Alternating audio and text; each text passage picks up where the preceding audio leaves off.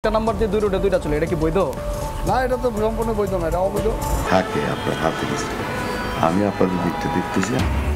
সড়কে দাপিয়ে বেড়াচ্ছে অবৈধ বাস, একই নম্বর প্লেটে চলছে একাধিক গাড়ি। অনিয়ম ঢাকতে ঘুষের প্রস্তাব, টাকা দিয়ে সার্জেন্টকে ম্যানেজ করার দাবি, মানতে নারাজ পুলিশ।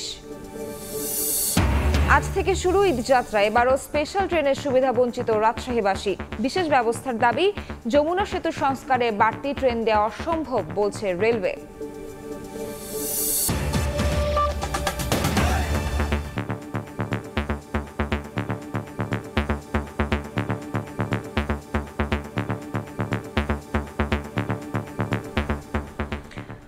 ভোরের সময় সঙ্গে আছে আমি নাবিলা সোহার।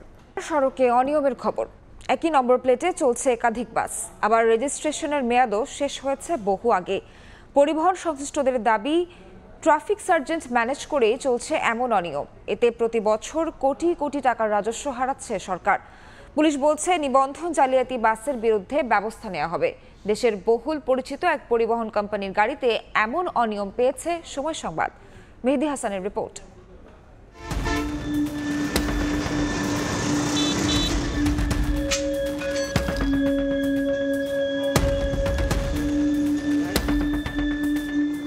একই কোম্পানির তিনটি বাস, চেসিস, বডি আর রং সবই আলাদা, আবার যাত্রাপথও ভিন্ন। তবে গাড়িগুলোর মিল রয়েছে একটি বিশেষ জায়গায়, আর সেটি হলো রেজিস্ট্রেশন নম্বর প্লেট। এজন্য হারিয়ে যাওয়া যমজ ভাইদের দেখা। গাড়ির রেজিস্ট্রেশন নাম্বার জালিয়াতির এমন খবরে মাঠে নামে সময় সংবাদ। প্রায় এক সপ্তাহ রাজধানী ও তার আশপাশের সড়কগুলোতে অনুসন্ধানে এমন অনিয়মের প্রমাণও মেলে। বিশ্ববিখ্যাত কোম্পানি মার্সিডিজের চেসিসের উপর তৈরি এই গাড়িটি চলছে ঢাকা চাঁপাইনবাবগঞ্জ রুটে। সময় সংবাদ এই গাড়িটির খোঁজ পায় আমিনবাজার ডিপোতে। একই রেজিস্ট্রেশন নাম্বারের অন্য আরেকটি গাড়ির দেখা মিলল মাতোয়াইলে। হিনো চেসিসের উপর নির্মিত এই বাসের যাত্রাপথ ঢাকা টু সিলেট। তথ্য বলছে বাসটি সড়কে নেমেছে প্রায় ৮ বছর আগে। ৬-৭ মাস যাবত গাড়ি চলতেছে রাস্তায়? জি, চলতেছে। কোন রোডে চলতেছে? এই সিলেট রোডে চলতেছে। একটা নাম্বার দিয়ে দুই রোডে দুই গাড়ি চলে, এরকম হয়। তো এটা কিন্তু আমগো ছোট এই যে একটা নাম্বার দিয়ে দুই রোডে দুইটা চলে, এটা কি বৈধ? না, এটা তো সম্পূর্ণ বৈধ না, এটা অবৈধ।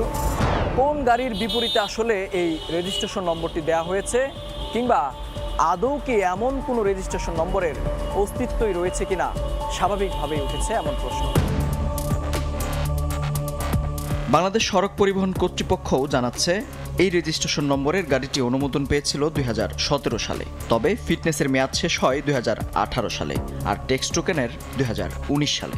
এরপর থেকেই এই নাম্বারের গাড়িটি সড়কে চলাচলে সব ধরনের বৈধতা হারিয়েছে। 17 সালে রেজিস্ট্রেশন করছে, তারপর আর পারমিট করা নাই, একবারই করছে। রেজিস্ট্রেশন কর্তৃপক্ষ দিচ্ছে রেজিস্ট্রেশন, এরপরে পারমিটের জন্য ওরা যদি আবেদন করতো কোনো একটা রুট থেকে, সেই ক্ষেত্রে আপনার দেখা গেছে পারমিট হইতো। কোনো জায়গায় হয়তো আবেদনই করে না। পরিবহন কোম্পানিটি অনুমোদন না থাকার বিষয়টি অকপটেই স্বীকার করলেও ক্যামেরায় কথা বলতে রাজি হয়নি কেউ। এমনকি সংবাদ না করার অনুরোধ করে গণমাধ্যম কর্মীদের দেয়া হয় উপঢৌকন গ্রহণের প্রস্তাব। থাকে আপনার হাতে গেছে, আমি আপনাদের দিকটা দেখতেছি। আপনি এটা ঝামেলাটা এগিয়ে আগে। প্রশ্ন হচ্ছে, আইন শৃঙ্খলা বাহিনীর এত নজরদারির মধ্যেও কিভাবে চলছে এই অবৈধ গাড়ি দুটি? মান্থলি করা থাকে। মান্থলি বলতে সার্জেন্টের সাথে মান্থলি করা থাকে, কন্ট্যাক্ট করা থাকে যে এই রাস্তায় এই গাড়িগুলো চলবে, তোমাকে এত করে দিব, আপনার চালকদের এমন অভিযোগ অবশ্য ধোপে টিকেনি পুলিশের কাছে। এই কর্মকর্তার দাবি, সড়কে এমনটি ঘটার প্রশ্নই আসে না।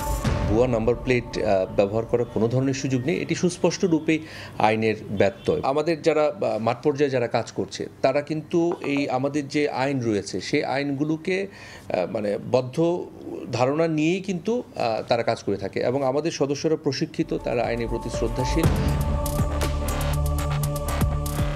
শুধু হানিফ পরিবহনই নয়, দেশের স্বনামধন্য আরও কয়েকটি পরিবহন কোম্পানির বিরুদ্ধে এমন অসংখ্য অভিযোগের প্রমাণ রয়েছে। আর এভাবেই প্রতি বছর কোটি কোটি টাকার রাজস্ব হারাচ্ছে সরকার। মেহেদি হাসান, সময় সংবাদ, ঢাকা। ঈদ স্পেশাল ট্রেন সুবিধা থেকে এবারও বঞ্চিত রাজশাহীবাসী। যাত্রী চাপ বেশি থাকায় এই রুটে অন্তত একটি স্পেশাল ট্রেন চায় তারা। ঢাকা রাজশাহী রুটের যমুনা সেতুর পূর্ব ও পশ্চিম অংশে সংস্কার কাজ চলমান থাকায় এই রুটে নতুন করে ট্রেন সংযোজন সম্ভব নয় বলে জানান পশ্চিমাঞ্চল রেলওয়ের ঊর্ধ্বতন কর্মকর্তা। শাহিন আলমের রিপোর্ট, ছবি তুলেছেন হাবিবুর রহমান পাপ্পু। ঈদের আগে ও পরে এমন ঠাসাঠাসি ভিড় থাকে রাজশাহীর রুটের ট্রেনগুলোতে। সেই ভিড়ের কথা বিবেচনায় রেখে ঈদ স্পেশাল ট্রেন চালু হলেও গত কয়েক বছরের মতো এবারও রাজশাহীবাসীর কপালে জুটেনি বিশেষ ট্রেন সুবিধা। শুধু রাজশাহী নয়, বাংলাদেশ রেলওয়ে পশ্চিমাঞ্চলের আওতাধীন অন্য 2 বিভাগীয় নগরী রংপুর ও খুলনাতেও এই বিশেষ ট্রেন সুবিধা দেয়া হয়নি। শুধুমাত্র জয়দেবপুর পার্বতীপুর রুটে ঈদের পরের দিন থেকে 3 দিন চলাচল করবে একটি বিশেষ ট্রেন। যাত্রীদের মতে ট্রেনের অন্যান্য রুটের ন্যায় যাত্রীর সমান চাপ রয়েছে রাজশাহী রুটেও। পুনর্বিবেচনা করে অন্তত একটি ঈদ স্পেশাল ট্রেন রাজশাহী রুটে দেওয়ার দাবি তাদের। প্রত্যেকটা বিভাগের শহর বা গুরুত্বপূর্ণ শহরগুলোতে স্পেশাল ট্রেন থাকলেও রাজশাহীতে কোনো স্পেশাল ট্রেন নেই। অন্যান্য শহরে যেমন স্পেশাল ট্রেন দেওয়া হয়, এই রাজশাহীতেও যেন ঈদ উপলক্ষে স্পেশাল ট্রেন দেওয়া হয়। সামনে ঈদকে উপলক্ষে যদি এই রেল মন্ত্রণালয় যদি একটি বাড়তি ট্রেন বা স্পেশাল ট্রেন ব্যবস্থা করে দেয় তাহলে সেক্ষেত্রে আমাদের যাত্রীদের জন্য অনেকটাই সুবিধা হতো আর কি। পশ্চিমাঞ্চল রেলওয়ের ঊর্ধ্বতন কর্মকর্তা জানান, যমুনা সেতু পূর্ব ও পশ্চিম অংশে সংস্কার কাজ চলমান থাকায় এই রুটে নতুন ট্রেন সংযোজন সম্ভব নয়। তবে যাত্রীদের চাপ বিবেচনায় প্রতিটি ট্রেনে বগি যোগ করা হবে। আমরা নতুন ট্রেন না দিয়ে বরং যে ট্রেনগুলো চালু আছে সেই ট্রেনগুলোতে কোনোটা 2টা কোনোটা 1টা করে আমাদের সামর্থ্য অনুযায়ী কোচ লাগিয়ে দিয়েছি, যাতে প্যাসেঞ্জাররা কিছুটা হলেও ভোগান্তিবিহীনভাবে ট্রেনে যাতায়াত করতে পারে এই ঈদে। আসন্ন ঈদ উল ফিতরে 8 জোড়া বিশেষ ট্রেন চালানোর সিদ্ধান্ত নিয়েছে বাংলাদেশ রেলওয়ে। এগুলো চট্টগ্রাম, চাঁদপুর, দেওয়ানগঞ্জ, ময়মনসিংহ, ভৈরব বাজার, কিশোরগঞ্জ ও চিলাহাটি রুটে চলাচল করবে। সময় সংবাদ, রাজশাহী। দেশের সড়ক দুর্ঘটনার অর্ধেকের বেশি মোটরসাইকেলে, তাই ঈদে বাইক নিয়ে বাড়িতে যাওয়ার ব্যাপারে নিষেধাজ্ঞা দিয়েছে পুলিশ। এ সময় অনেক রাত পর্যন্ত মার্কেট খোলা থাকায় ছিনতাই বেড়ে যাওয়ার আশঙ্কা থেকেও নিরাপত্তা নিশ্চিত করতে কঠোর ব্যবস্থা নেওয়ার কথা জানিয়েছেন ডিএমপি কমিশনার। ঈদের নারীর টানে বাড়ি ফেরে রাজধানীর বহু মানুষ। 5 এপ্রিল থেকেই ফাঁকা হতে থাকবে ঢাকা। এবারের ছুটিতে এই উৎসব ঘিরে নগরের নিরাপত্তা ব্যবস্থা ঢেলে সাজিয়েছে ঢাকা মেট্রোপলিটন পুলিশ। মঙ্গলবার বিকেলে রাজধানীর বসুন্ধরা শপিং কমপ্লেক্স পরিদর্শন শেষে সংবাদ সম্মেলনে ডিএমপি কমিশনার বলেন, ঈদযাত্রায় সাধারণ মানুষ যেন নিরাপদে পৌঁছতে পারে, পুলিশ এ ব্যাপারে সচেষ্ট থাকবে। 1.5 কোটি লোক ঢাকা শহরের বাইরে চলে যাবেন। ঢাকা শহর এক ধরনের ফাঁকা থাকে। আমরা অবশ্যই জনসাধারণকে পরামর্শ দিব যে তারা তাদের যে মূল্যবান জিনিসপত্র সেটির বিষয়ে নিজেরা সজাগ থাকবেন, সচেতন থাকবেন। এবারের ঈদেও মোটরসাইকেল চলাচলে নিষেধাজ্ঞা থাকবে বলে জানান তিনি। এছাড়াও ফিটনেসবিহীন যানবাহন, যত্রতত্র পার্কিং রোধে কঠোর অবস্থানের কথা জানান ডিএমপি কমিশনার। ছিনতাই রোধে আমাদের কার্যক্রম রয়েছে, আমাদের টাস্কফোর্স গঠন করা হয়েছে। যে পরিমাণ বৈধ পার্কিং এর ব্যবস্থা থাকার কথা সেটি এখন পর্যন্ত আমরা করতে সক্ষম হইনি। এটির বিষয়ে মনে করি যে আমাদের যে ট্রাফিক আইন রয়েছে সেই ট্রাফিক আইনে তাদের বিরুদ্ধে ব্যবস্থা গ্রহণ করা হবে। মহাসড়কে মোটরসাইকেল নিয়ে যেতে আমরা নিষেধ করেছি দুর্ঘটনার থেকে রক্ষা পাওয়ার জন্য। পুলিশের পক্ষ থেকে মানুষের জানমালের নিরাপত্তা নিশ্চিত করতে 24 ঘন্টা স্পেশাল নিরাপত্তা ব্যবস্থার কথাও উল্লেখ করেন তিনি। পুলিশের পক্ষ থেকে স্পেশাল ব্যবস্থা গ্রহণ করা হবে। আল আমিন তুষার, সময় সংবাদ, ঢাকা। রাজশাহীতে শাহ মখদুম রহমতুল্লাহ আলাইহি কেন্দ্রীয় মসজিদে হয় ঈদের প্রধান জামাত। 2022 সালে এই ঈদগাহ, মসজিদ, মাজার, গেট ও সীমানা প্রাচীর নতুন করে গড়ে তুলতে পাশ হয় প্রকল্প। তবে এখন পর্যন্ত সে কাজ শেষ হয়নি। ধীরগতি আর ধরন পরিবর্তনে কোনোটা শেষের দিকে, কোনোটা আবার শুরুর পথে। তবে সংশ্লিষ্টরা বলছেন, কেন্দ্রীয় ঈদগাহে নামাজ আদায়ের প্রস্তুতি হিসেবে জোরে সোরে চলছে সংস্কার কাজ। আব্দুল সালামের ছবিতে মওদুদ রানার প্রতিবেদন। প্রায় 3 কোটি টাকা ব্যয়ে নির্মাণ করা হচ্ছে শাহ মখদুম রহমতুল্লাহ দরগা শরীফের প্রধান গেট। নির্দিষ্ট সময়ে শেষ না হওয়ায় 6 মাস বাড়ানোর পরও কাজের অগ্রগতি 50 ভাগের কিছু বেশি। ঠিকাদারি প্রতিষ্ঠান আসাদুল্লাহ অ্যান্ড ব্রাদার্সের ভাষ্যমতে 1,88 লাখ টাকায় প্রথমবার টেন্ডার হয়। সে সময় কার্যাদেশে পোড়ামাটির ফলক বা টেরাকোটা ব্যবহারের কথা ছিল। পরে মার্বেল পাথর দিয়ে গেট তৈরির সিদ্ধান্তে বাড়ে খরচ ও সময়। এটা আমি অ্যাকচুয়াল বলতে পারবো না, ফাইল দেখে প্রকল্প পরিচালক যিনি এটা ভালো বলতে পারেন। 2022 সালে প্রায় 25 কোটি টাকা ব্যয়ে শাহ মখদুম রহমতুল্লাহ দরগা শরীফের উন্নয়ন প্রকল্পের আওতায় মসজিদ, মাজার কমপ্লেক্স, প্রবেশ গেট ও সীমানা প্রাচীর নির্মাণ প্রকল্প পাশ হয়। অথচ সম্প্রতি সেই মসজিদ ও মাজার নির্মাণে ঠিকাদারি প্রতিষ্ঠান নিয়োগ শেষ হয়েছে। আমাদের গর্বের বিষয় যে আগের ঐতিহ্য এভাবে সৌন্দর্য একটা করে দিয়েছে। এদিকে 11 কোটি টাকা ব্যয়ে সমন্বিত নগর অবকাঠামো উন্নয়ন প্রকল্পের আওতায় সংস্কার কাজ চলছে রাজশাহী কেন্দ্রীয় ঈদগার। প্রধান গেট, ঈদগাহ, অজুখানা সহ এখনো বাকি অনেক কাজ। সংশ্লিষ্টরা জানিয়েছেন ঈদের নামাজ যেন আদায় করা যায় সে লক্ষ্যে জোরে সোরে চলছে কাজ। নামাজের জন্য আমরা প্রস্তুতি নিচ্ছি, শুধু ফ্রন্ট সাইড। আর পুরো কাজটা শেষ হতে সময় লাগে।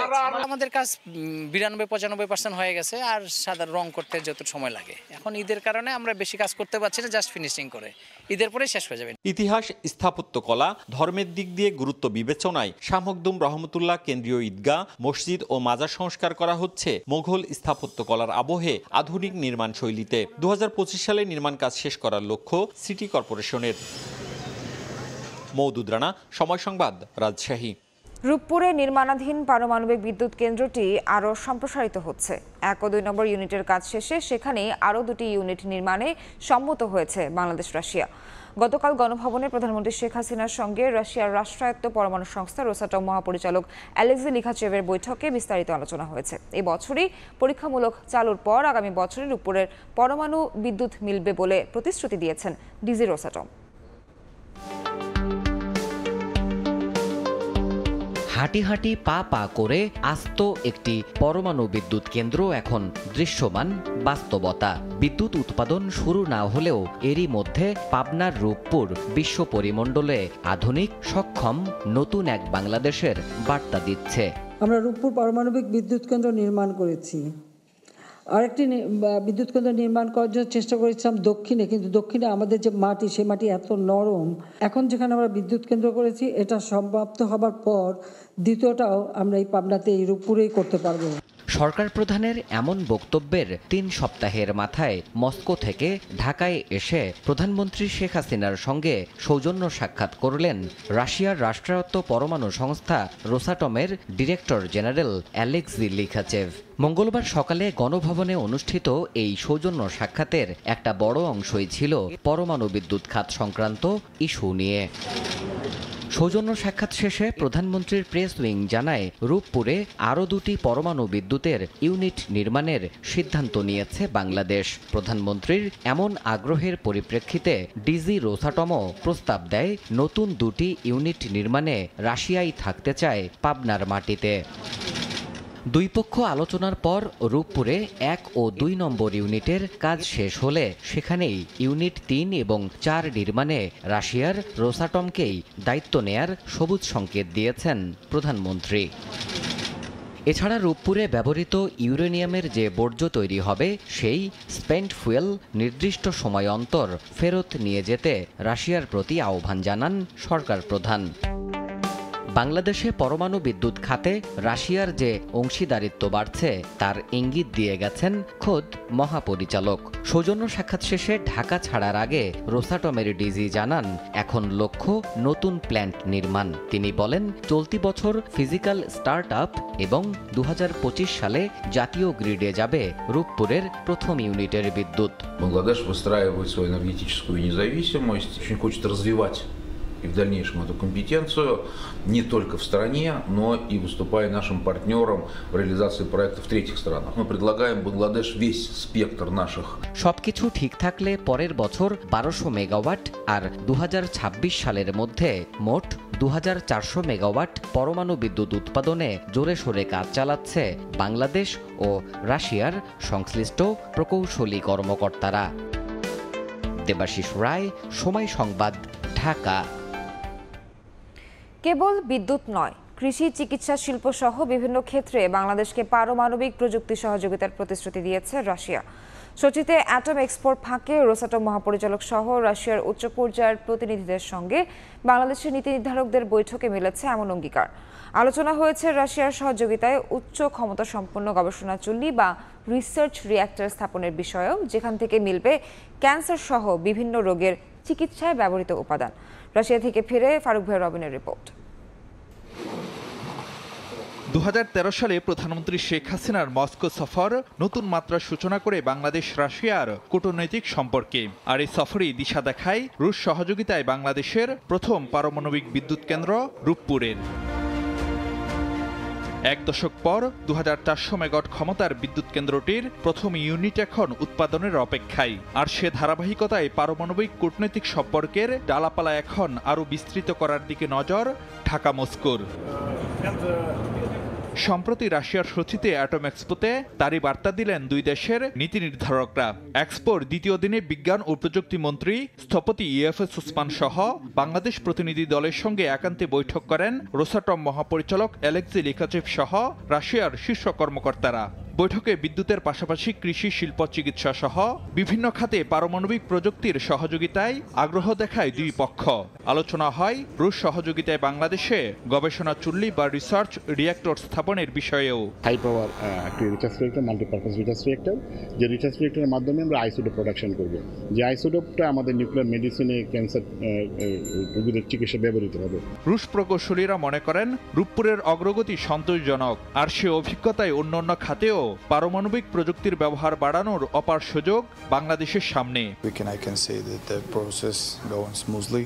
This unit will help with cooperation between Bangladesh and Rosatom, and by becoming the part of a nuclear world, you also can develop in these different types of areas such as medical, agriculture, and other. পারমাণবিক প্রযুক্তিগত সহায়তা বাড়ানোর পাশাপাশি জনবল প্রশিক্ষণেও মিলে রোসাটমের ইতিবাচক সম্মতি। শুধুমাত্র নতুন নতুন উদ্ভাবনের প্রদর্শনী নয়, রাশিয়ার অ্যাটম এক্সপো তৈরি করেছে বিভিন্ন দেশের একযোগে কাজ করার সম্ভাবনাও। আর সেই সুযোগ নিজেদের অনুকূলে নেওয়ার চেষ্টায় বাংলাদেশও, যাতে করে পারমাণবিক শক্তিতে সহযোগিতার খাত আরও প্রসারিত করা যায়। ফারুক ভিয়া রবিন, সময় সংবাদ, সোচি, রাশিয়া। হাসপাতাল থেকে বাসায় ফিরেছেন বেগম খালেদা জিয়া। এবার কেয়ার হাসপাতালে 2 দিন চিকিৎসা পরীক্ষা নিরীক্ষা শেষে গত রাত 8টার দিকে গুলশানের বাসায় ফেরেন বিএনপি চেয়ারপারসন। পরে তার ব্যক্তিগত চিকিৎসক এজেডএম জাহিদ হোসেন জানান, বেগম জিয়া আগের চেয়ে কিছুটা সুস্থ। মেডিকেল বোর্ডের পরামর্শে আপাতত বাসাতেই চলবে চিকিৎসা। 2 দিন হাসপাতালে নিবিড় পর্যবেক্ষণে থাকার পর মঙ্গলবার সন্ধ্যা 7:20 বাড়ির পথে রওনা হন বিএনপি চেয়ারপারসন বেগম খালেদা জিয়া। গাড়িবহর ঘিরে স্লোগান দেন দলের নেতাকর্মীরা। রাত 8টার দিকে গুলশানের বাসভবন ফিরোজায় পৌঁছান বিএনপি চেয়ারপারসন। এখানেও দলীয় নেত্রীকে দেখতে আগে থেকেই অবস্থান করছিলেন বিএনপি মহাসচিব মির্জা ফখরুল ইসলাম আলমগীর সহ নেতাকর্মীরা। গাড়িবহর বাসায় ঢোকার পর গাড়ি থেকে নেমে হুইল চেয়ারে করে বেগম জিয়াকে নেওয়া হয় ভেতরে। স্বাস্থ্যের অবনতি হলে শনিবার দিবাগত রাত 2:30টায় রাজধানীর এভার কেয়ার হাসপাতালে নেওয়া হয়েছিল বেগম জিয়াকে। সেখানে পরবর্তী 2 দিন সিসিইউতে রাখা হয় তাকে। এই সময় বেশ কিছু পরীক্ষা নিরীক্ষাও করা হয়েছে। মঙ্গলবার রাতে বেগম জিয়ার ব্যক্তিগত চিকিৎসক ডাক্তার এজেডএম জাহিদ হোসেন জানান, কিছুটা সুস্থ বোধ করায় বাসায় ফিরিয়ে আনা হয়েছে বিএনপি চেয়ারপারসনকে। বাসায় মেডিকেল বোর্ডের তত্ত্বাবধানে তার চিকিৎসা চলবে। মেডিকেল বোর্ডের তত্ত্বাবধানে ওনার চিকিৎসা বাসাতেই সার্বক্ষণিকভাবেই চলবে। সেজন্য আজকে উনি অপেক্ষাকৃত স্বস্তি বোধ করার কারণেই ওনাকে আজকে বাসায় শিফট করা হয়েছে। Begum Khaleda Zia liver cirrhosis, diabetics, kidney, ফুসফুস, হার্ট ও চোখের সমস্যা সহ নানা রোগে ভুগছেন। দুর্নীতির 2 মামলায় সাজাপ্রাপ্ত খালেদা জিয়ার 2018 সালের 8 ফেব্রুয়ারি কারাদণ্ড হয়। পরে 2020 সালের 25 মার্চ থেকে দফায় দফায় শর্ত সাপেক্ষে তার সাজা স্থগিত করা হয়। শাকির আহমেদ, সময় সংবাদ, ঢাকা। অর্থ পাচার ও আত্মসাতের মামলায় ডক্টর মোহাম্মদ ইউনূস সহ 14 জনের বিরুদ্ধে অভিযোগপত্র আমলে নিয়েছে আদালত। মামলাটি বিচারের জন্য বদলি করা হয়েছে বিশেষ জজ আদালত 4-এ। আগামী 2রা মে হবে অভিযোগ গঠনের শুনানি। ইউনূসের আইনজীবীর অভিযোগ, মামলা দিয়ে হয়রানি করা হচ্ছে। এদিকে দুদক আইনজীবী জানান, আদালতে এসে ব্যক্তিগত ক্ষোভ ঝাড়ছেন ডক্টর ইউনূস ও তার আইনজীবী। ইউনেস্কোর পুরস্কার কেলেঙ্কারির রেশ এখনও কাটেনি। দেশে ফিরেই আদালতে হাজির অধ্যাপক ডক্টর মোহাম্মদ ইউনূস। গ্রামীণ টেলিকমের শ্রমিক কর্মচারীদের কল্যাণ তহবিলের 25,22,06,780 টাকা আত্মসাতের মামলায় দ্বিতীয়বারের এদিন বিচারকের সামনে উপস্থিত হন অধ্যাপক ইউনূস। ছিলেন মামলার অন্য 13 আসামি।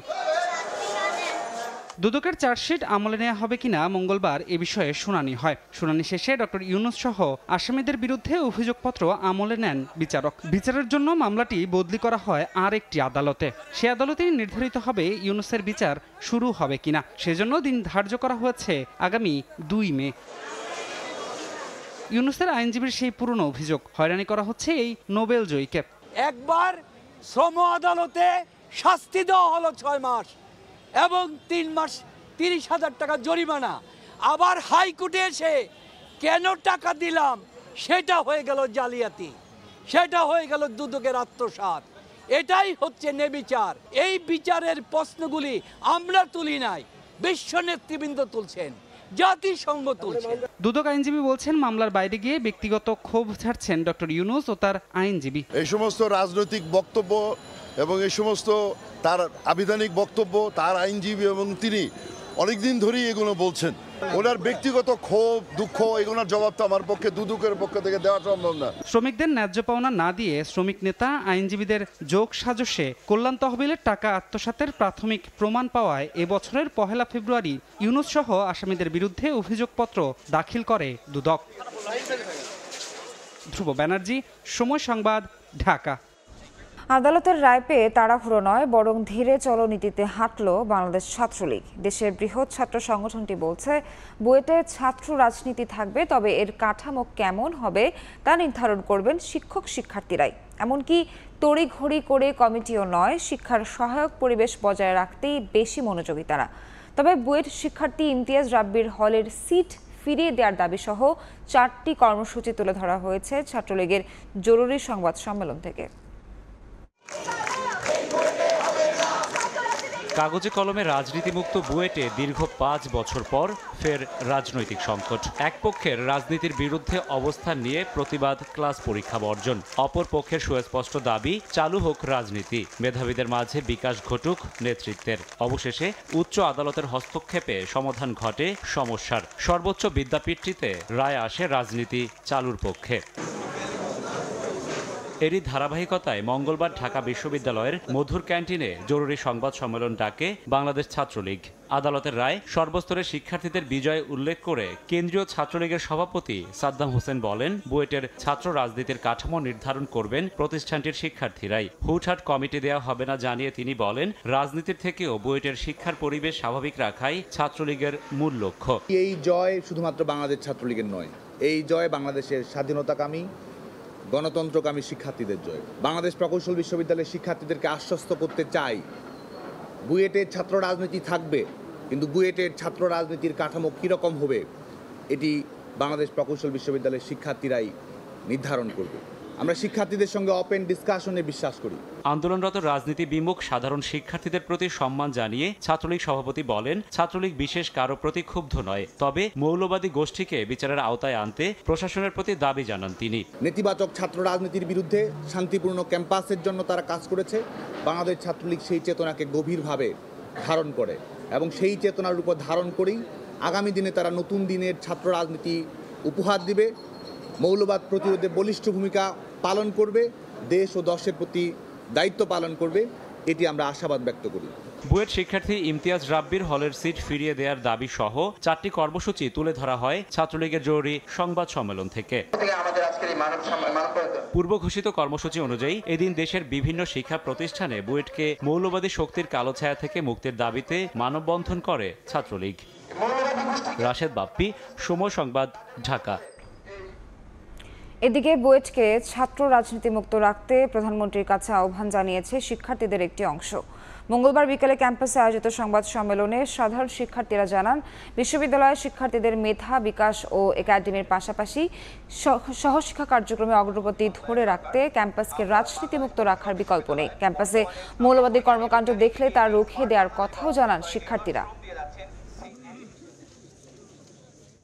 দাপটের আড়ালে ছাত্র রাজনীতি আমাদের ক্যাম্পাসে উন্মুক্তভাবে বিচরণের অধিকার, ক্যাম্পাসের সুষ্ঠু একাডেমিক পরিবেশ, আমাদের স্বাধীনতা, হলের মেসের টাকার সদ্ব্যবহার, ক্যাম্পাস মাদকমুক্ত থাকা, নবীন আগত বুয়েটিয়ানদের একটা সুন্দর বিশ্ববিদ্যালয়ে জীবন উপভোগের অধিকার সবকিছুই হারিয়ে গিয়েছিল। ছাত্র রাজনীতিবিহীন বুয়েটের পরিবেশ ছিল সর্বোচ্চ নিরাপদ ও শিক্ষাবান্ধব। মৌলবাদী শক্তিকেও রুখে দিতে আমরা ঐক্যবদ্ধ। আমরা বিশ্বাস করি মুক্তিযুদ্ধের চেতনা, জাতীয় মূল্যবোধ, দেশের প্রতি দায়িত্ববোধ আমাদের সকলের জন্যই প্রযোজ্য এবং একান্ত পালনীয়। আমরা সাংগঠনিক রাজনীতির ঊর্ধ্বে এসেই এই সচেতনতা রাখি। অথচ অত্যন্ত দুঃখজনক হলেও সত্য যে কতিপয় ব্যক্তি বা গণমাধ্যমের তৎপরতায় ছাত্র রাজনীতিবিহীন বুয়েট ক্যাম্পাসকে জাতীয় চেতনার বিরোধী মতদার্শের স্থান হিসেবে অপপ্রচার চালানো হচ্ছে। ঈদ উপলক্ষে অনলাইনে ৯৮,০০০ টাকার মোবাইল পাওয়া যাচ্ছে মাত্র ৩৫০০ টাকায়। ২৫% ছাড়ে মিলছে ঈদের পোশাক। অর্ডার করে অগ্রিম টাকা পরিশোধের পর হঠাৎ গায়েব সেই পেজ। জাতীয় ভোক্তা অধিকার সংরক্ষণ অধিদপ্তর বলছে, ঈদে লোভনীয় অফারের ফাঁদে ফেলে এমন প্রতারণার ঘটনা বেড়েছে ৫০%, যার বেশিরভাগ ফেসবুক কেন্দ্রিক। পেজের অস্তিত্ব না থাকায় নেওয়া যাচ্ছে না কোনো ব্যবস্থা।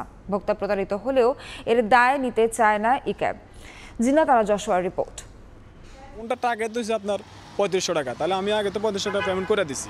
এসে হাবিজাবি এগুলো বলতেছে, এখন আমি টাকাটা এখনো পাই নাই। বাংলাদেশে ভিভোর X100 প্রো মডেলের হ্যান্ডসেটের বাজার মূল্য ৯৮,০০০ টাকা, কিন্তু বিডি মোবাইল ফোন 21 নামের একটি পেজে তা পাওয়া যাচ্ছে অবিশ্বাস্য ছাড়ে মাত্র ৩৬০০ টাকায়। দর কষাকষির পর আরও ১০০ টাকা ছাড় দিয়ে ৩৫০০ টাকায় দফা রফা হয় ইমনের সঙ্গে। পুরো টাকা অগ্রিম নিয়ে আর কোনো খোঁজ নেই সেই প্রতিষ্ঠানের। ৭২ ঘন্টা পরে আপনার ফোন চলে যাবে আপনার ঠিকানা অনুযায়ী। আমি লোকেশন দিলাম, কল দিয়ে বললো যে আপনার ফোনটা আসছে, এখন আপনি রিসিভ করতে হবে, কোড লাগবে, কোড নাম্বার লাগবে, আপনি অফিসে যোগাযোগ করে আমার এই কোড নাম্বারটা দেন। আবার আরও ৩১০০ টাকা চাইতেছে। আমি বলছি যে না, আমার কাছে একটা প্রতারণা মনে হয়েছে। ছাড়ের লোভে ১০০০ টাকা অগ্রিম দিয়ে বিডি হালাল ফ্যাশন নামের ফেসবুক পেজে 2টি 3 পিস অর্ডার করেন কলেজ ছাত্রী নাদিয়া। টাকা দেওয়ার পর হঠাৎই গায়েব সেই পেজ। ফোনটা তো ধরে না, রেসপন্সও নাই, তো আমাকে ব্লক করে দিয়েছে ফোন থেকে, নাম্বার থেকেও। আমার জন্য খুব বড় একটা প্রতারণা। আমি যেহেতু স্টুডেন্ট মানুষ, আমার জন্য ২-৩টা ড্রেস, যাই কম হোক বেশি হোক, এটা ঈদের জন্য তো আমি কিনছি। ঈদ সামনে রেখে অনলাইনে জমে উঠেছে কেনাকাটা। ইক্যাব বলছে, দিনে প্রায় ৮.৫ লাখ পণ্য ডেলিভারি করছেন অনলাইন ব্যবসায়ীরা। এরই সুযোগ নিচ্ছেন প্রতারকরা। ভোক্তারা প্রতারিত হয়েছেন এমন পেজগুলোর প্রোফাইলে গিয়ে দেখা যায় বেশিরভাগ পেজ ৬ থেকে ৭ মাসের মধ্যে খোলা হয়েছে। জাতীয় ভোক্তা অধিকার সংরক্ষণ অধিদপ্তরে অনলাইন কেনাকাটায় প্রতারিত হয়ে গত ১ মাসে অভিযোগ পড়েছে প্রায় ৮০০। তবে বেশিরভাগ ফেসবুক পেজের অস্তিত্ব কিংবা ঠিকানা না পাওয়ায় আটকে গেছে অভিযোগ নিষ্পত্তি। তারা কোনো ঠিকানা বা এমন কোনো আইডেন্টিফিকেশন তারা ব্যবহার করে না যার মাধ্যমে আমরা তাদেরকে ট্রেস করতে পারি। তো যে অভিযুক্ত প্রতিষ্ঠানকে ট্রেস করা যায় না, সেই অভিযোগগুলি আসলে নিষ্পত্তি করতে আমাদের কিছু চ্যালেঞ্জ রয়েছে, এটা আমরা নিষ্পত্তি করতে পারি না। প্রতারণা ঠেকাতে ভোক্তাদের সচেতন হওয়া ছাড়া আর কোনো উপায় দেখছে না ইক্যাব। সচেতন হওয়াটা এখানে খুব বেশি গুরুত্বপূর্ণ, কারণ যদি মনে হয় যে তার কোনো মার্চেন্ট অ্যাকাউন্ট নেই, আপনার MFS অ্যাকাউন্ট, বিকাশ, নগদ, সেটা মার্চেন্ট অ্যাকাউন্ট না, পার্সোনাল নাম্বারে লেনদেন করতেছে, তাহলে আপনার সতর্ক হওয়ার একটা জায়গা আছে যে একজন মার্চেন্ট অ্যাকাউন্ট কিন্তু সে ট্রেড লাইসেন্স নিয়েছে, ট্রেড লাইসেন্স নিয়ে কিন্তু মার্চেন্ট অ্যাকাউন্ট নিয়েছে। আর যে পার্সোনাল অ্যাকাউন্টে লেনদেন করছে, এখানে কিন্তু সতর্ক হওয়ার সুযোগ রয়েছে, তার কাছ থেকে লেনদেন করার ব্যাপারে সতর্ক থাকতে হবে। আসলে পেজটার বয়স কতদিন হলো, সেখানে রিভিউ কেমন, হ্যাঁ, আরও অন্যান্য কাস্টমাররা রিভিউ কি ভালো দিচ্ছে না খারাপ দিচ্ছে, এই কয়েকটা ৩-৪টা জিনিস দেখলে কিন্তু একজন ক্রেতার পক্ষে কিন্তু বোঝা সম্ভব যে তার জন্য লেনদেনটা সেফ কিনা। তবে প্রতারণা বিতর্ক সাথে রেখে উৎসবকে কেন্দ্র করে ২৫ থেকে ৩০% হারে বেড়েই চলেছে অনলাইন কেনাকাটা। জিনাতারা যশোয়া, সময় সংবাদ, ঢাকা। ভুয়া স্বেচ্ছাসেবী সংগঠন গড়ে তুলে ম্যাজিস্ট্রেট সেজে চালাতেন অভিযান, করতেন জরিমানাও। ভুক্তভোগীদের অভিযোগ আর সামাজিক যোগাযোগ মাধ্যমে তাদের অভিযানের নথি ছড়িয়ে পড়লে সরব হন ভোক্তা অধিকারের কর্মকর্তারা। অভিযান চালিয়ে পঞ্চগড়ের এই প্রতারক চক্রের ৩ সদস্যকে গ্রেফতার করে সংস্থাটি। গড়েছেন বাংলাদেশ কনজুমার রাইটস সোসাইটি নামের স্বেচ্ছাসেবী সংগঠন। অফিস ভাড়া নিয়ে তুলেছেন ব্যানার। প্র্যাকটিসের নামে ভুয়া ম্যাজিস্ট্রেট সেজে বাজারে গিয়ে করতেন জরিমানা। পঞ্চগড়ে এমন জরিমানার একটি নথি সামাজিক যোগাযোগ মাধ্যমে ছড়িয়ে পড়লে চক্রটিকে ধরতে তৎপর হয় জাতীয় ভোক্তা অধিকার সংরক্ষণ অধিদপ্তর। ম্যাজিস্ট্রেট সেজে সাধারণ মানুষের সঙ্গে প্রতারণা করে আসা এক ভুয়া ম্যাজিস্ট্রেট সহ চক্রটির 3 সদস্যকে আটক করে পুলিশের সোপর্দ করে সংস্থাটি। তাদের বিরুদ্ধে মামলা দিয়ে গ্রেফতার দেখিয়েছে পুলিশ। তারা হচ্ছে একটা প্রতারণা চক্র, তারা একটা সংগঠনের নাম বলে এই কাজটা করছেন। এটা ভোক্তা অধিকারের সাথে কোনোভাবে সংশ্লিষ্ট নয়। এখানে 5 জন জড়িত, যারা হচ্ছে স্পটে গিয়ে ব্যবসায়ীর সাথে প্রতারণা করেছেন। এখন যারা প্রতারিত হয়েছে তারা এদের বিরুদ্ধে নিয়মিত মামলা রয়েছে। প্রথমে চক্রটি মাইক্রোবাস নিয়ে বিভিন্ন বাজারে গিয়ে ভুয়া অভিযান পরিচালনা করতেন। এরপর 2 লাখ টাকা জরিমানার ভয় দেখিয়ে আলোচনার মাধ্যমে বিভিন্ন অঙ্কে জরিমানা করতেন বলে অভিযোগ ভুক্তভোগীদের। আটকের পর নিজের ভুল স্বীকার করেন অপরাধীরা। টাকাটা নষ্ট করব না, আমরা স্যারকে দিব, এই টাকাটা আমরা কোথায় ব্যবহার করব, কি আমরা তো জানি না, রুলস জানি না। আমাদের তো এরকম কোনো কারণ নাই যে আমরা 10 টাকা। সম্প্রতি শহরের স্যামসাং শোরুমের 3য় তলায় গড়ে ওঠে এই অফিসটি। সংগঠনটির 10 সদস্য বিভিন্ন কার্যক্রমের সঙ্গে জড়িত থাকলেও সহসভাপতি আমিনুল ইসলাম ভুয়া ম্যাজিস্ট্রেট সেজে অন্যদের সহযোগী হিসেবে রাখতেন। সোহাগ হায়দার, সময় সংবাদ, পঞ্চগড়। মাত্র 4 থেকে 5 সেকেন্ডে বদলে ফেলে মোবাইলের IMEI নম্বর। এরপর নতুনভাবে ছড়িয়ে দেওয়া হয় মার্কেটে। বিভিন্ন স্থানে অভিযান চালিয়ে চোরাই মোবাইল সহ চক্রের 20 সদস্যকে গ্রেফতার করেছে র্যাব। থরে থরে সাজানো নামি দামি সব ব্র্যান্ডের মোবাইল দেখে মনে হতে পারে এ যেন এক মোবাইল ফোনের দোকান। টেবিলে থাকা প্রায় 1000 খানেক মোবাইলের সবগুলোই ছিনতাই কিংবা চুরি যাওয়া ফোন। সোমবার রাজধানীর গুলিস্তান, শনিরাখড়া, মোহাম্মদপুর, খিলগাঁও এবং নারায়ণগঞ্জের সোনারগাঁও এলাকায় অভিযান চালিয়ে এগুলো উদ্ধার করেছে র্যাপিড অ্যাকশন ব্যাটালিয়ন র্যাব। হাতে নাতে আটকও করা হয় 20 জনকে। মঙ্গলবার মিডিয়া সেন্টারে আয়োজিত এক সংবাদ সম্মেলনে র্যাব জানায়, চুরি কিংবা ছিনতাইয়ের পর মাত্র 4 থেকে 5 সেকেন্ডেই বদলে ফেলা হয় মোবাইল শনাক্তকরণের IMEI নম্বর। এই যে মোবাইল চোরা কারবারি চক্র, তারা খুব অল্প সময় 5 থেকে 7 সেকেন্ড, এমনকি কেউ কেউ বলার চেষ্টা করেছে 3 সেকেন্ড, তারা IMEI পরিবর্তন করতে সক্ষম। ঈদকে সামনে রেখে এই চক্রগুলোর তৎপরতা বেড়েছে। গ্রেফতারদের মধ্যে 3 জন কিছুদিন আগেই এই র্যাবের হাতেই আটক হয়েছিলেন, আর বাকিদের অধিকাংশের বিরুদ্ধেই এক বা একাধিক মামলাও রয়েছে বলে জানায় র্যাব। এবং তারা বিভিন্ন মেয়াদে কারাভোগ করেছেন। মেহেদী হাসান, সময় সংবাদ, ঢাকা। চাঁপাইনবাবগঞ্জের নবাবগঞ্জ সরকারি কলেজের এক শিক্ষকের বিরুদ্ধে ছাত্রীকে ধর্ষণ ও হত্যার হুমকি দেওয়ার অভিযোগ উঠেছে। ওই শিক্ষকের বিরুদ্ধে ব্যবস্থা নেওয়ার দাবিতে মানববন্ধন করেছেন কলেজের শিক্ষার্থীরা। ভুক্তভোগীরা অভিযোগ, ফাঁকা বাড়িতে কৌশলে কলেজ ছাত্রীকে ডেকে নিয়ে গিয়ে ধর্ষণ করেন কলেজের অভিযুক্ত শিক্ষক। এরপর বিভিন্ন সময় দফায় দফায় ব্ল্যাকমেল করে করা হয় শারীরিক নির্যাতন। ঘটনা প্রকাশ হলে তাকে হত্যার হুমকি দেন ওই শিক্ষক। এই ঘটনার বিচার চেয়ে কলেজের অধ্যক্ষ বরাবর লিখিত অভিযোগ দিয়েছেন ভুক্তভোগী। ঘটনা তদন্তে 3 সদস্যের কমিটি গঠন করেছে কলেজ কর্তৃপক্ষ। সিরাজগঞ্জ ইকোনমিক জোনে নির্মাণাধীন সেতুর গার্ডার ধসে প্রাণ গেছে এক শ্রমিকের, আহত হয়েছে আরও 2 শ্রমিক। নির্মাণের ত্রুটির কারণেই দুর্ঘটনা বলে প্রাথমিক ধারণা ফায়ার সার্ভিসের। গাফিলতি থাকলে খতিয়ে দেখে ব্যবস্থা নেওয়া হবে বলছে জেলা প্রশাসন। দ্রুতগতিতে এগিয়ে চলেছে সিরাজগঞ্জ বেসরকারি ইকোনমিক জোনের কাজ, কিন্তু হঠাৎ ঘটল বিপত্তি। প্রকল্পের একটি নির্মাণাধীন সেতুর 3টি গার্ডার ধসে পড়ে ঘটল হতাহতের ঘটনা। মঙ্গলবার সকালে সদরের বড়শিমুল পঞ্চসোনা এলাকায় নির্মাণাধীন সেতুতে কাজ করছিলেন শ্রমিকরা।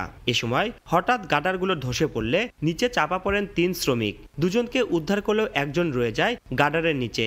খবর পেয়ে ফায়ার সার্ভিস কর্মীরা ঘটনাস্থলে পৌঁছে 3 ঘন্টার চেষ্টায় গার্ডারের নিচ থেকে জুবাইর হোসেন নামে ওই শ্রমিককে উদ্ধার করে হাসপাতালে পাঠালে চিকিৎসক তাকে মৃত ঘোষণা করেন। এক্সকাভেটর দিয়ে কাজ করার সময় হঠাৎ করে ধস দেয়া 3 জন আটকে গেছিলেন নিচে। এই দেখতে 3টা বড় লম্বা মাথায় দৌড় বেড়ে এসে দেখি নির্মাণাধীন সেতুর ত্রুটির কারণে এ দুর্ঘটনা বলে প্রাথমিকভাবে ধারণা করছে ফায়ার সার্ভিস। জেলা প্রশাসন বলছে ঠিকাদারি প্রতিষ্ঠানে কোনো গাফিলতি আছে কিনা খতিয়ে দেখে ব্যবস্থা নেওয়া হবে। প্রাথমিকভাবে ধারণা করা হচ্ছে যে যেহেতু নির্মাণাধীন ভবন, হয়তো এখানে আপনার নির্মাণ ত্রুটিজনিত কারণে হয়তো আপনার গাটার দোষে পড়েছে। নিহত শ্রমিক জুবাইর হোসেনের বাড়ি সিরাজগঞ্জের পৌর এলাকার মিরপুর মহল্লায়। সেতুটি নির্মাণ করছিল ঠিকাদারি প্রতিষ্ঠান property development limited. Rinku Kundu, সময় সংবাদ, সিরাজগঞ্জ। কক্সবাজারের উখিয়ায় বন বিভাগের বিট কর্মকর্তা সাজ্জাদুজ্জামান হত্যাকাণ্ডের ঘটনায় এখনও গ্রেফতার হয়নি মূল আসামি চালক ও মিনি ট্রাকটির মালিক।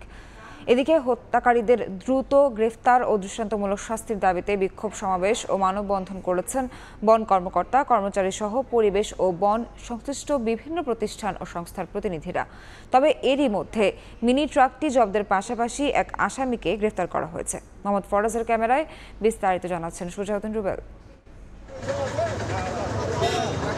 সহকর্মীকে হত্যার প্রতিবাদে সহস্রাধিক বনকর্মীর মানববন্ধনে অংশগ্রহণ। শুরুতে নিহতের স্মরণে 1 মিনিট নীরবতা পালন করা হয়।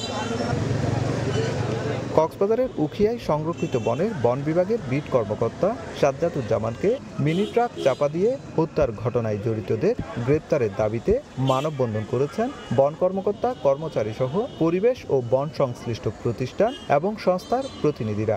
মঙ্গলবার দুপুরে শহরের শহীদ সরণি এলাকায় বন বিভাগীয় কার্যালয়ের সামনে 1 কিলোমিটার এলাকা জুড়ে এই মানববন্ধন করা হয়। এ সময় বক্তারা মূল আসামি চালক ও মিনি ট্রাকটির মালিককে দ্রুত গ্রেপ্তারের দাবি জানান। পাশাপাশি অবৈধ ড্রাম ট্রাক বন্ধ করারও দাবি জানান তারা। কক্সবাজারের প্রত্যেকটা ডাম্পার অবৈধভাবে চলাচল করে, আমরা যেটুকু জানি, এটা অবশ্যই বন্ধ করতে হবে। সুপরিকল্পিতভাবে তাকে হত্যা করা হয়েছে। এই হত্যাকাণ্ড কোনোভাবে মেনে নেওয়া যায় না। কত দ্রুত সম্ভব এই অপরাধীদেরকে গ্রেফতার করে আইনের আওতায় এবং এমন দৃষ্টান্তমূলক শাস্তির ব্যবস্থা করার জন্য আহ্বান জানাচ্ছি। অবৈধ ডাম্পারগুলো যাতে এই কক্সবাজার জেলাতে যাতে চলতে না পারে, যদি চলে তাহলে এই একদিন হয়তো দেখা যাবে পাহাড় শূন্য হয়ে যাবে এই কক্সবাজার জেলা। গত 31 মার্চ উখিয়ার সংরক্ষিত বনের পাহাড় কেটে মিনি ট্রাকে করে মাটি পাচার করছিল দুর্বৃত্তরা। খবর পেয়ে বন বিভাগের বিট কর্মকর্তা সাজ্জাদুজ্জামান সহ কয়েকজন বনকর্মী ঘটনাস্থলে যান। এ সময় তিনি সহ মোটরসাইকেল আরোহী 2 জনকে পাচারকারীদের মাটি ভর্তি মিনি ট্রাক চাপা দেয়। এতে সাজ্জাদুজ্জামান ঘটনাস্থলে মারা যান এবং মোহাম্মদ আলী নামের এক বনরক্ষী আহত হন। সুজাউদ্দিন রুবেল, সময় সংবাদ, কক্সবাজার। ভারত থেকে আমদানি করা পেঁয়াজ মঙ্গলবার থেকে 40 টাকা কেজি দরে বিক্রি শুরু করেছে টিসিবি। এর প্রভাবে দাম কমবে বাজারে। রাজধানীর টিসিবি ভবনের সামনে কার্যক্রমের আনুষ্ঠানিক উদ্বোধন করে কথা বলেন বাণিজ্য প্রতিমন্ত্রী আহসানুল ইসলাম টিটু।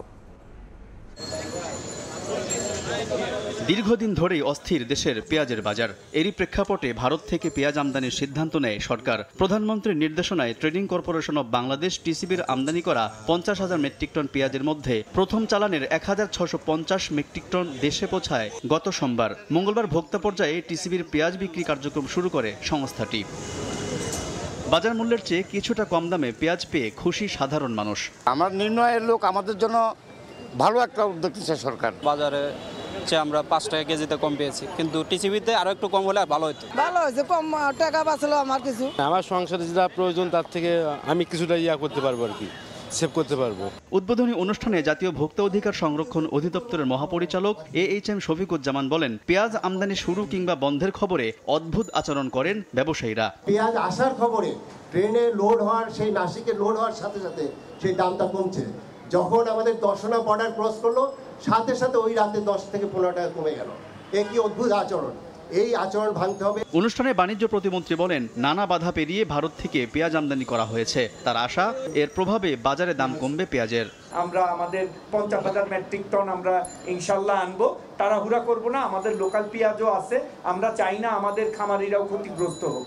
বাজারটা যেন একটা এমন পরিস্থিতিতে থাকে কৃষকরা ন্যায্য মূল্য পায় এবং ভোক্তারা অতিরিক্ত মূল্য না দিতে হয়। রাজধানীর 103টি সহ চট্টগ্রামের 50টি ও গাজীপুরের 15 থেকে 20টি স্থানে চলবে টিসিবির এই বিক্রি কার্যক্রম। প্রতিটি ট্রাকে থাকবে 10 মেট্রিক টন করে পেঁয়াজ। টিসিবির ফ্যামিলি কার্ডধারীদের পাশাপাশি 40 টাকা দরে 2 কেজি করে কিনতে পারবেন একজন ভোক্তা।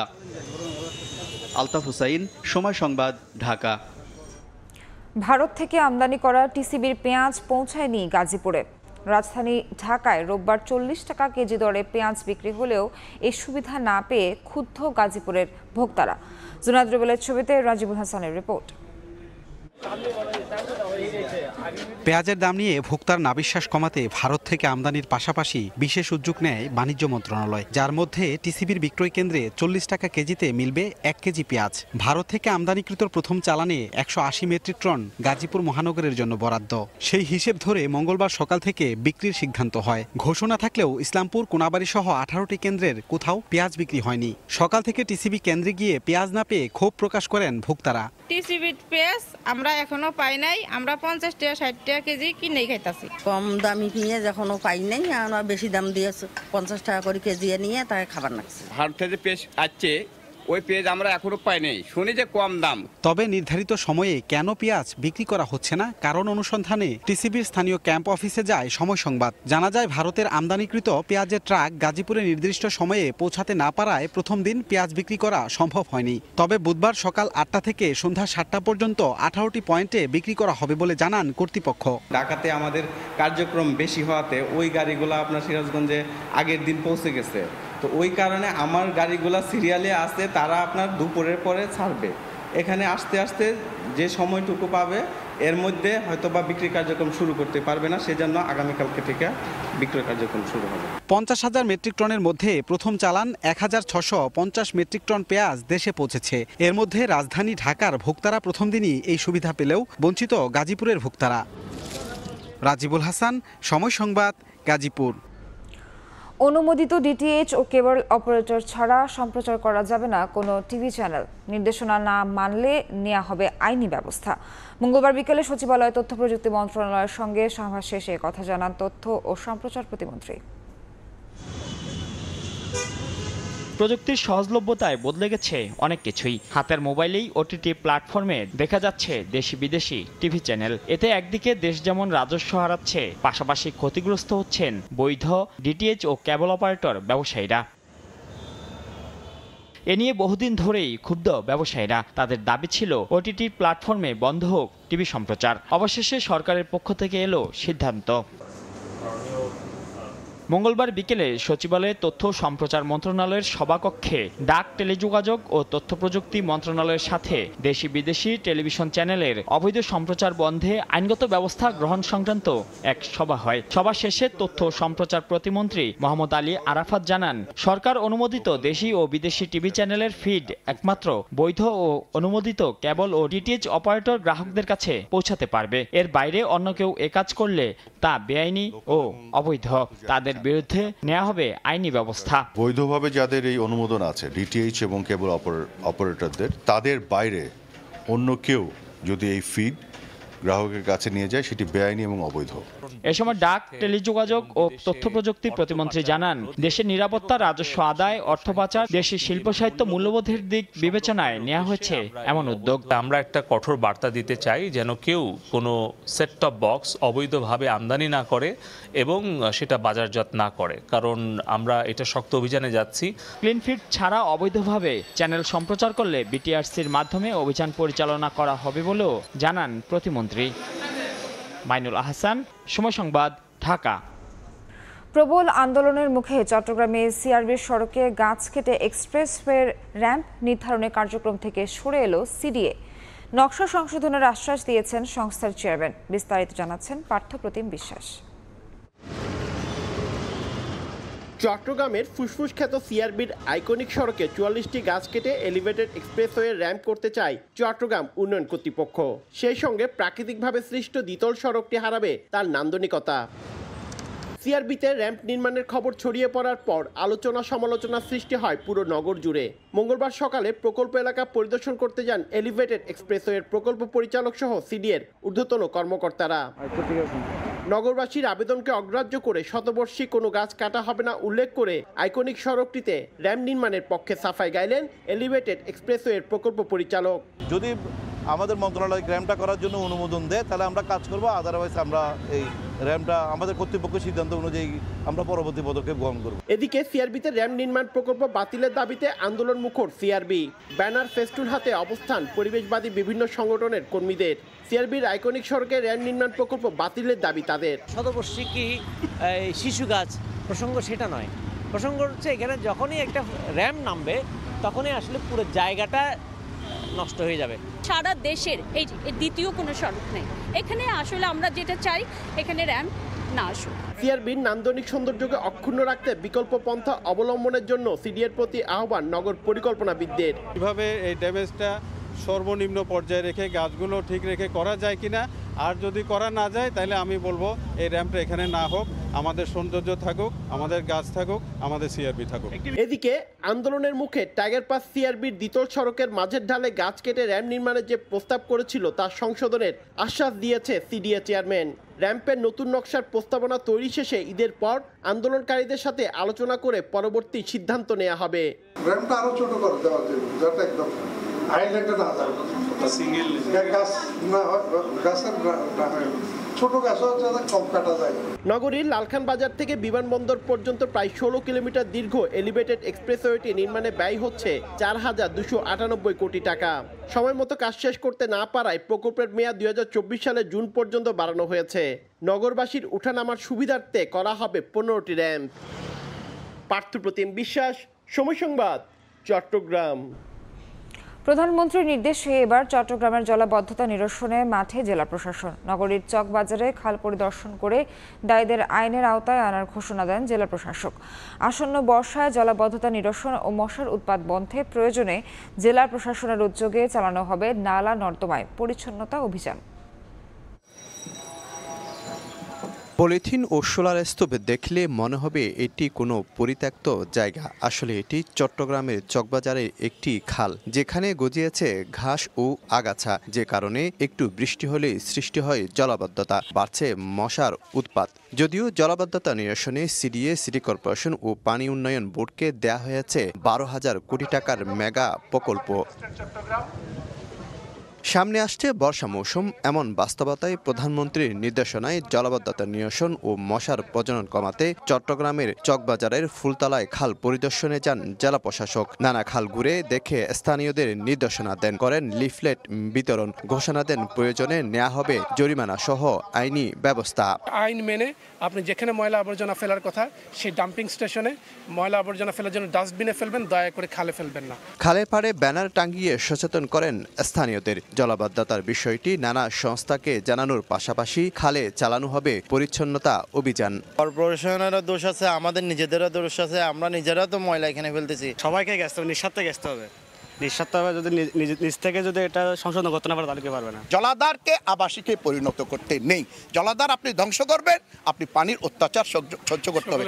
চট্টগ্রামে একটু বৃষ্টি হলে হাঁটু থেকে কোমর সমান পানিতে তলিয়ে যায় বন্দরনগরী চট্টগ্রাম। ক্ষতির মুখে পড়তে হয় ব্যবসায়ীদের।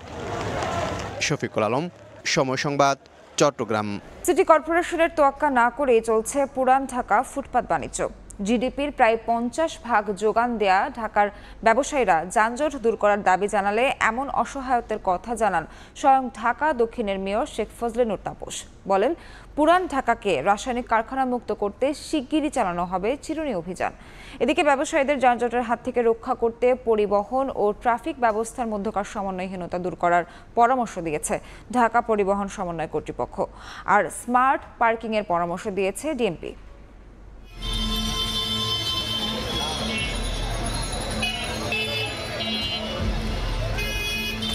দেশের মোট জিডিপির ৪৬% যোগান দেয় রাজধানীর ব্যবসা বাণিজ্য। এর মধ্যে পুরান ঢাকার অবদান প্রায় 20%। অথচ এই শহরে বছর জুড়ে লেগে থাকা যানজট ব্যবসায়ীদের ফেলে বেকায়দায়, যার নেতিবাচক প্রভাব পড়ে দেশের সামগ্রিক অর্থনীতিতে। মঙ্গলবার রাজধানীর মতিঝিলে Dhaka chamber of commerce and industry DCCI আয়োজিত পুরান ঢাকার ব্যবসা বাণিজ্যে যানজটের প্রভাব উত্তরণের উপায় শীর্ষক মত বিনিময় সভায় এমন দাবি তুলে ধরেন ব্যবসায়ী নেতারা। পাইকাররা একবার মাল কেনা বেচা করে আবার আসতো, কিন্তু এখন বর্তমান প্রেক্ষাপট ওনারা আর আসতেই চান এই যানজটের কারণে। আপনি পরিকল্পনার মধ্যে এমন কলেজের চকবাজার আসলে যেগুলো পরিকল্পনা করছেন, কেমন করে আমরা আসি যাই না যাই, একটা রাস্তা বন্ধ হয়ে গেলে সব শেষ হয়। সমস্যা সমাধানে পরিবহন ও ট্রাফিক ব্যবস্থার মধ্যকার সমন্বয়হীনতা দূর করার পরামর্শ দিলেন ঢাকা পরিবহন সমন্বয় কর্তৃপক্ষের নির্বাহী পরিচালক। আর স্মার্ট পার্কিং এর পরামর্শ ডিএমপির। পার্কিং, ট্রাফিক, গণপরিবহন, পণ্য পরিবহন, এই হচ্ছে টোটাল সমস্যা।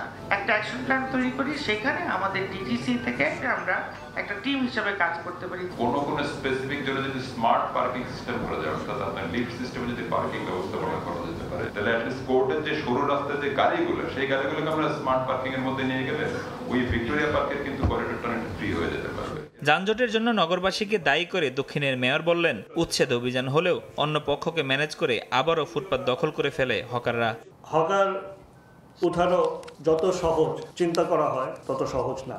আমরা অভিযান করি, কিন্তু 3 দিন 4 দিন ঠিক থাকে, আবার কিন্তু লাইনম্যান এবং বিভিন্ন সংস্থার সহযোগিতা নিয়ে তারা বসে। এ সময় পুরান ঢাকাকে রাসায়নিক কারখানা মুক্ত করতে সিটি কর্পোরেশনের শক্ত অবস্থানের কথাও জানান মেয়র তাপস।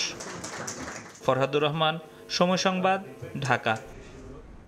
চলতি অর্থ বছরে বাংলাদেশের জিডিপি প্রবৃদ্ধি হবে 5.6%, আর 2024 থেকে 25 অর্থ বছরে প্রবৃদ্ধি দাঁড়াবে 5.7%।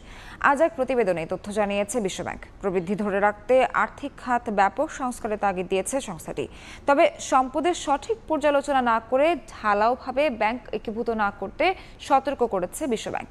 একই সঙ্গে মূল্যস্ফীতির চাপ কমাতে অতি প্রয়োজনীয় পণ্য আমদানিতে শুল্ক প্রত্যাহারের পরামর্শ দিয়েছে। বাজারে নিত্যপণ্যের দামে পড়ছে ভোক্তার পকেট। বিবিএস এর তথ্য বলছে সার্বিক মূল্যস্ফীতি দাঁড়িয়েছে 9.67%। বাংলাদেশ ব্যাংকের তথ্য বলছে ব্যাংক খাতে খেলাপি ঋণ ছাড়িয়েছে 1,45,000 কোটি টাকা। পদ্মা ও এক্সিম ব্যাংক একীভূত হওয়ার মাধ্যমে শুরু হয়েছে আর্থিক খাতের সংস্কার। এই অবস্থায় মঙ্গলবার এক প্রতিবেদনে বাংলাদেশের অর্থনীতির হাল হকিকত তুলে ধরল বিশ্বব্যাংক। সংস্থাটি বলছে চলতি অর্থ বছরে বাংলাদেশের জিডিপি প্রবৃদ্ধি হবে 5.6%, 0.1% বেড়ে আগামী অর্থ বছরে প্রবৃদ্ধি দাঁড়াবে 5.7%। জিডিপি প্রবৃদ্ধিতে দক্ষিণ এশিয়ায় ভারতের পরই থাকবে বাংলাদেশের অবস্থান। 7.5% জিডিপি প্রবৃদ্ধি নিয়ে শীর্ষে থাকবে প্রতিবেশী দেশটি।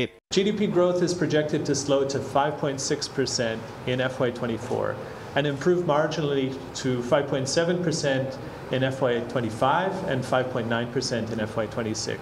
বৈশ্বিক নানা চ্যালেঞ্জ সত্ত্বেও অর্থনীতি ঠিক রাখতে জ্বালানির মূল্য সমন্বয়, রপ্তানিতে ভর্তুকি তুলে দেওয়া সহ বেশ কিছু সরকারি উদ্যোগের প্রশংসা করেছে বিশ্বব্যাংক। তবে ব্যাংক একীভূত করার ক্ষেত্রে আরও সতর্ক হতে বলেছে বিশ্বব্যাংক।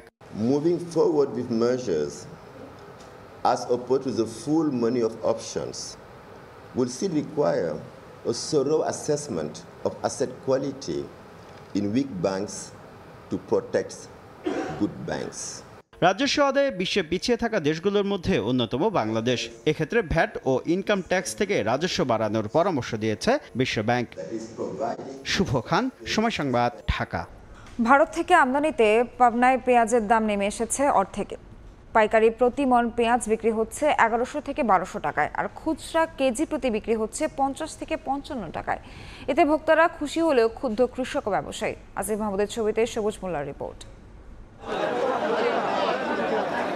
বাজারে কমছে পেঁয়াজের ঝাঁজ, আকাশচুম্বী দাম থেকে নেমে আসছে মানুষের হাতের নাগালে।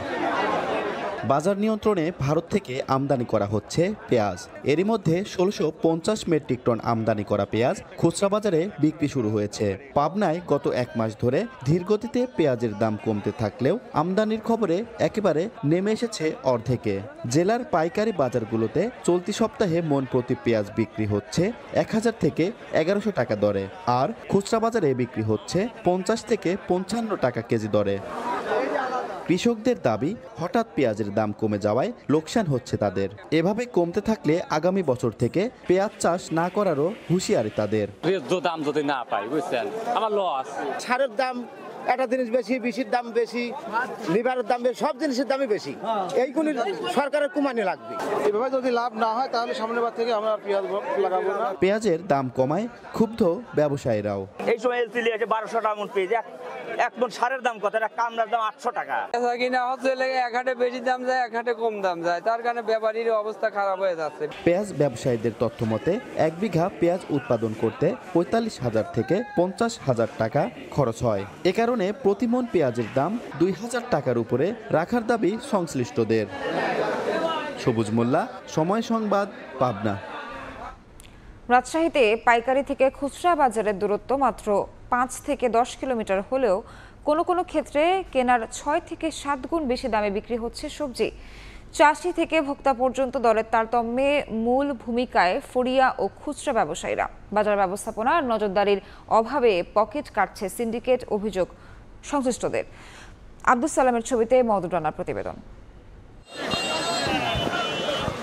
রাজশাহী পবা খড়খড়ি বাইপাস বাজার থেকে পাইকারি দরে প্রতি কেজি বেগুন মাত্র 4 টাকায় কেনেন ব্যবসায়ী মোহাম্মদ আলী। পরে খড়খড়ি থেকে 6 কিলোমিটার দূরে বিনোদপুর বাজারে ভ্যান গাড়িতে সেই বেগুন তিনি প্রায় 7 গুণ বেশি দামে বিক্রি করেন 30 টাকা দরে। মালটা আমদানির উপর নির্ভর করবে, কাঁচা মালের দর কেউ নির্দিষ্ট করতে পারবে না। খুচরা দিলাম 5 টাকা আর পাইকারি 4 টাকা আনলাম। পলিথিন কিনতে প্রায় 150-200 টাকার, এখানে এসে আবার খাজনা লাগছে, প্রায় 300-র উপরে খরচই পড়ে। কৃষক মন্টু মিয়া 27 টাকা দরে পাইকারি বাজারে ঢেঁড়স বিক্রি করলেও সবজি ব্যবসায়ী বেলাল হোসেন পরে 7 কিলোমিটার দূরে নগরীর সাগরপাড়া কাঁচা বাজারে ঢেঁড়স 40 টাকা কেজি বিক্রি করেন। 2 কেজি নিল, 5 কেজি বাদ গেল, 1100 টাকা মন বিক্রি করলাম। সকালবেলা 60 টাকা বেচছি, এমন সময় আছে 50 টাকা বেচতে হবে।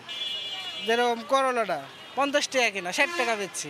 10 কিলোমিটার দূরত্বের পাইকার ও খুচরা বাজারে 15 মিনিট সময়ে অনায়াসে পৌঁছানো গেলেও সবজি কেনা ও বেচা দামের তফাৎ কয়েক গুণ। অধিক মুনাফায় পণ্য বিক্রি করলেও নিজেদের পক্ষে যুক্তির শেষ নেই ব্যবসায়ীদের। খড়খড়ি সহ রাজশাহী নগরীর 5টি বাজার ঘুরে পাওয়া তথ্য ও সংশ্লিষ্টদের ভাষ্য, কৃষক, ফড়িয়া, বিক্রেতা ও ভোক্তা 3 হাত বদলেই সবজির দাম হয় চড়া। 1 কেজি সার হলে 28 টাকা দাম, হলো ইউরিয়া 1 কেজি ডিএপি হলো 27 টাকা দাম। তাহলে এগিন যদি করি, যদি জমিতে দিই, তাহলে তো লস তো হবেই। এক পাল্লাতে 220 টাকা আর খুচরা বাজার 50, 250 টাকা পাল্লা। এটা কাঁচামাল বলা যাবে না, মানে আমদানি হলে কম, আমদানি হলে বাড়তি। প্রশাসনের গাফিলতিতে অস্থিতিশীল বাজার, অভিযোগ কনজিউমার্স অ্যাসোসিয়েশন অব বাংলাদেশের। ভোক্তা পর্যায়ে দিয়ে আসে, তখন এটা তারাও আবার ডবল করে দেয়। এই যে একটা চেন সিস্টেম, এর মধ্যে একটা চরম একটা দুর্নীতি কাজ করছে। এই চক্র ভাঙতে হলে বাজার ব্যবস্থাকে উন্নত করতে হবে। কৃষি বিপণন অধিদপ্তর এ নিয়ে কোনো বক্তব্য দেয়নি। জানিয়েছে অভিযান সহ নানা উদ্যোগে বাজারে শৃঙ্খলা ফেরাতে সচেষ্ট তারা। তবে গেল 16 মার্চ কৃষি বিপণন অধিদপ্তর 29টি পণ্যের দাম বেঁধে দিলেও অধিকাংশ পণ্য বাজারে সেই দামে পাওয়া যাচ্ছে না। সময় সংবাদ, রাজশাহী। 19 বছর টানা লোকসানের পর লাভের মুখ দেখল নাটোরের নর্থ বেঙ্গল চিনিকল। চলতি আখ মাড়াই মৌসুমে 25 কোটি টাকা মুনাফা করেছে প্রতিষ্ঠানটি। এর ফলে গত 10 বছরের শ্রমিক কর্মচারীদের অনিয়মিত বেতন ভাতা হয়েছে নিয়মিত। আল মামুনের পাঠানো তথ্য ও রকুনুজ্জামানের ছবি নিয়ে রিপোর্ট। গত 3 মার্চ 2023-24 সালের মাড়াই মৌসুম শেষ করে নাটোরের নর্থ বেঙ্গল চিনিকল। আগামী মৌসুমের আখ মাড়াইয়ের জন্য প্রস্তুত করতে কারখানার যন্ত্রাংশ মেরামত চলছে। গত মৌসুমে আখ সংকটে মাত্র 81,829 মেট্রিক টন আখ মাড়াইয়ের মাধ্যমে 4,407 মেট্রিক টন চিনি উৎপাদন করে, যা থেকে প্রায় 44 কোটি টাকা আয় করে চিনিকলটি। তবে এবছর আখের দাম বাড়ে সরবরাহ। চলতি মৌসুমে 1,88,633 মেট্রিক টন আখ মাড়াই করে 10,525 মেট্রিক টন চিনি উৎপাদন করে প্রতিষ্ঠানটি। এরই মধ্যে 131,56,25,000 টাকার চিনি বিক্রির চুক্তি করেছে চিনিকলটি। এতে মুনাফা হচ্ছে 25 কোটি টাকা। অন্যদিকে মুনাফা বাড়ায় বদলেছে কারখানার ব্যবস্থাপনার চিত্র। গত 10 বছরের শ্রমিক কর্মচারীদের অনিয়মিত বেতন ভাতা হয়েছে নিয়মিত। এতে খুশি শ্রমিক কর্মচারীরা। আমরা 2 মাস পর বেতন পেয়েছি আগে, এখন এই ইদানিং প্রতি মাসের বেতন প্রতি মাসে পাচ্ছি। এই মারা মৌসুমে আমরা চাষিদের আশানুরূপ টাকা পরিশোধ করতে সক্ষম হয়েছি। গত মৌসুমে প্রতিমন আখ 80 টাকায় কিনলেও এবার চিনিকলটি আখ কিনছে 220 টাকা দরে। আগামী মৌসুমে মন প্রতি বাড়বে আরও 20 টাকা। এতে আখের উৎপাদন বৃদ্ধি করছেন স্থানীয় কৃষক। আগে যে একটা দুর্ভোগ ছিল চিনিকলের টাকা না দেওয়ার মতো, তো এখন মনে করেন যে সবকিছুই ভালো, টাকা পয়সার কোনো সমস্যা নেই, আমরা কৃষিরা খুব লাভবান। আগামী মৌসুমে আরও বেশি মুনাফা করার কথা জানায় কর্তৃপক্ষ। 2.5 লক্ষ টন আখ মাড়াই করে 15,000 মেট্রিক টন চিনি উৎপাদন করতে সক্ষম হবে এবং সব মিলে লাভের করতে সক্ষম হবে। আগামী মৌসুমে 15,000 মেট্রিক টন চিনি উৎপাদনের লক্ষ্যমাত্রা নির্ধারণ করেছে নর্থ বেঙ্গল চিনিকল কর্তৃপক্ষ। সময় সংবাদ, নাটোর। বুয়েটে নিয়মতান্ত্রিক ছাত্র রাজনীতির দাবিতে মানববন্ধন করেছে ব্রাহ্মণবাড়িয়া সরকারি কলেজ ছাত্রলীগ ও জেলা ছাত্রলীগের নেতারা। গতকাল সকালে কলেজ ক্যাম্পাসের সামনে এই মানববন্ধন করা হয়।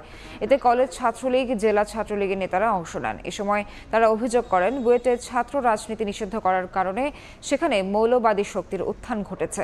সুনামগঞ্জের টাঙ্গুয়ার হাওরে 28 জন বুয়েট শিক্ষার্থীকে দেশ বিরোধী ষড়যন্ত্রে থাকার অভিযোগে আটক করা হয়েছিল বলেও দাবি করেন তারা।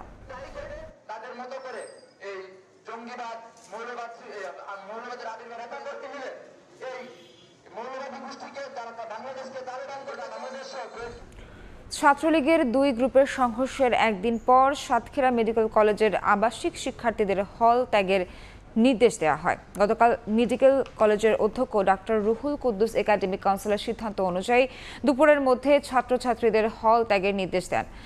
6 বছর পর গত 29শে মার্চ সাতক্ষীরা মেডিকেল কলেজ ছাত্রলীগের নতুন কমিটি ঘোষণার পরেই দেখা দেয় বিপত্তি। পদবঞ্চিতরা সোমবার দুপুরে ছাত্রলীগের সভাপতি আব্দুল মুহিত ও সাধারণ সম্পাদক তানভীর আহমেদকে অবাঞ্ছিত ঘোষণা করেন। এক পর্যায়ে সংঘর্ষে জড়িয়ে পড়ে দুপক্ষ। তাই কোনো ধরনের অনাকাঙ্ক্ষিত ঘটনা এড়াতে অনির্দিষ্টকালের জন্য শিক্ষার্থীদের হল ত্যাগের নির্দেশ দেয় কর্তৃপক্ষ।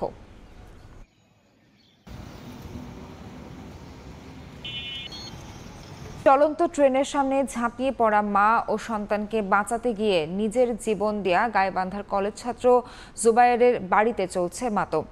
তাকে হারিয়ে শোকাহত শিক্ষক, সহপাঠী ও এলাকাবাসী। ঈদের ছুটিতে ছেলে বাড়িতে আসার কথা, আসলো ঠিকই, কিন্তু নিথর দেহে মানবতার কাছে নিজের জীবন উৎসর্গ করল সে।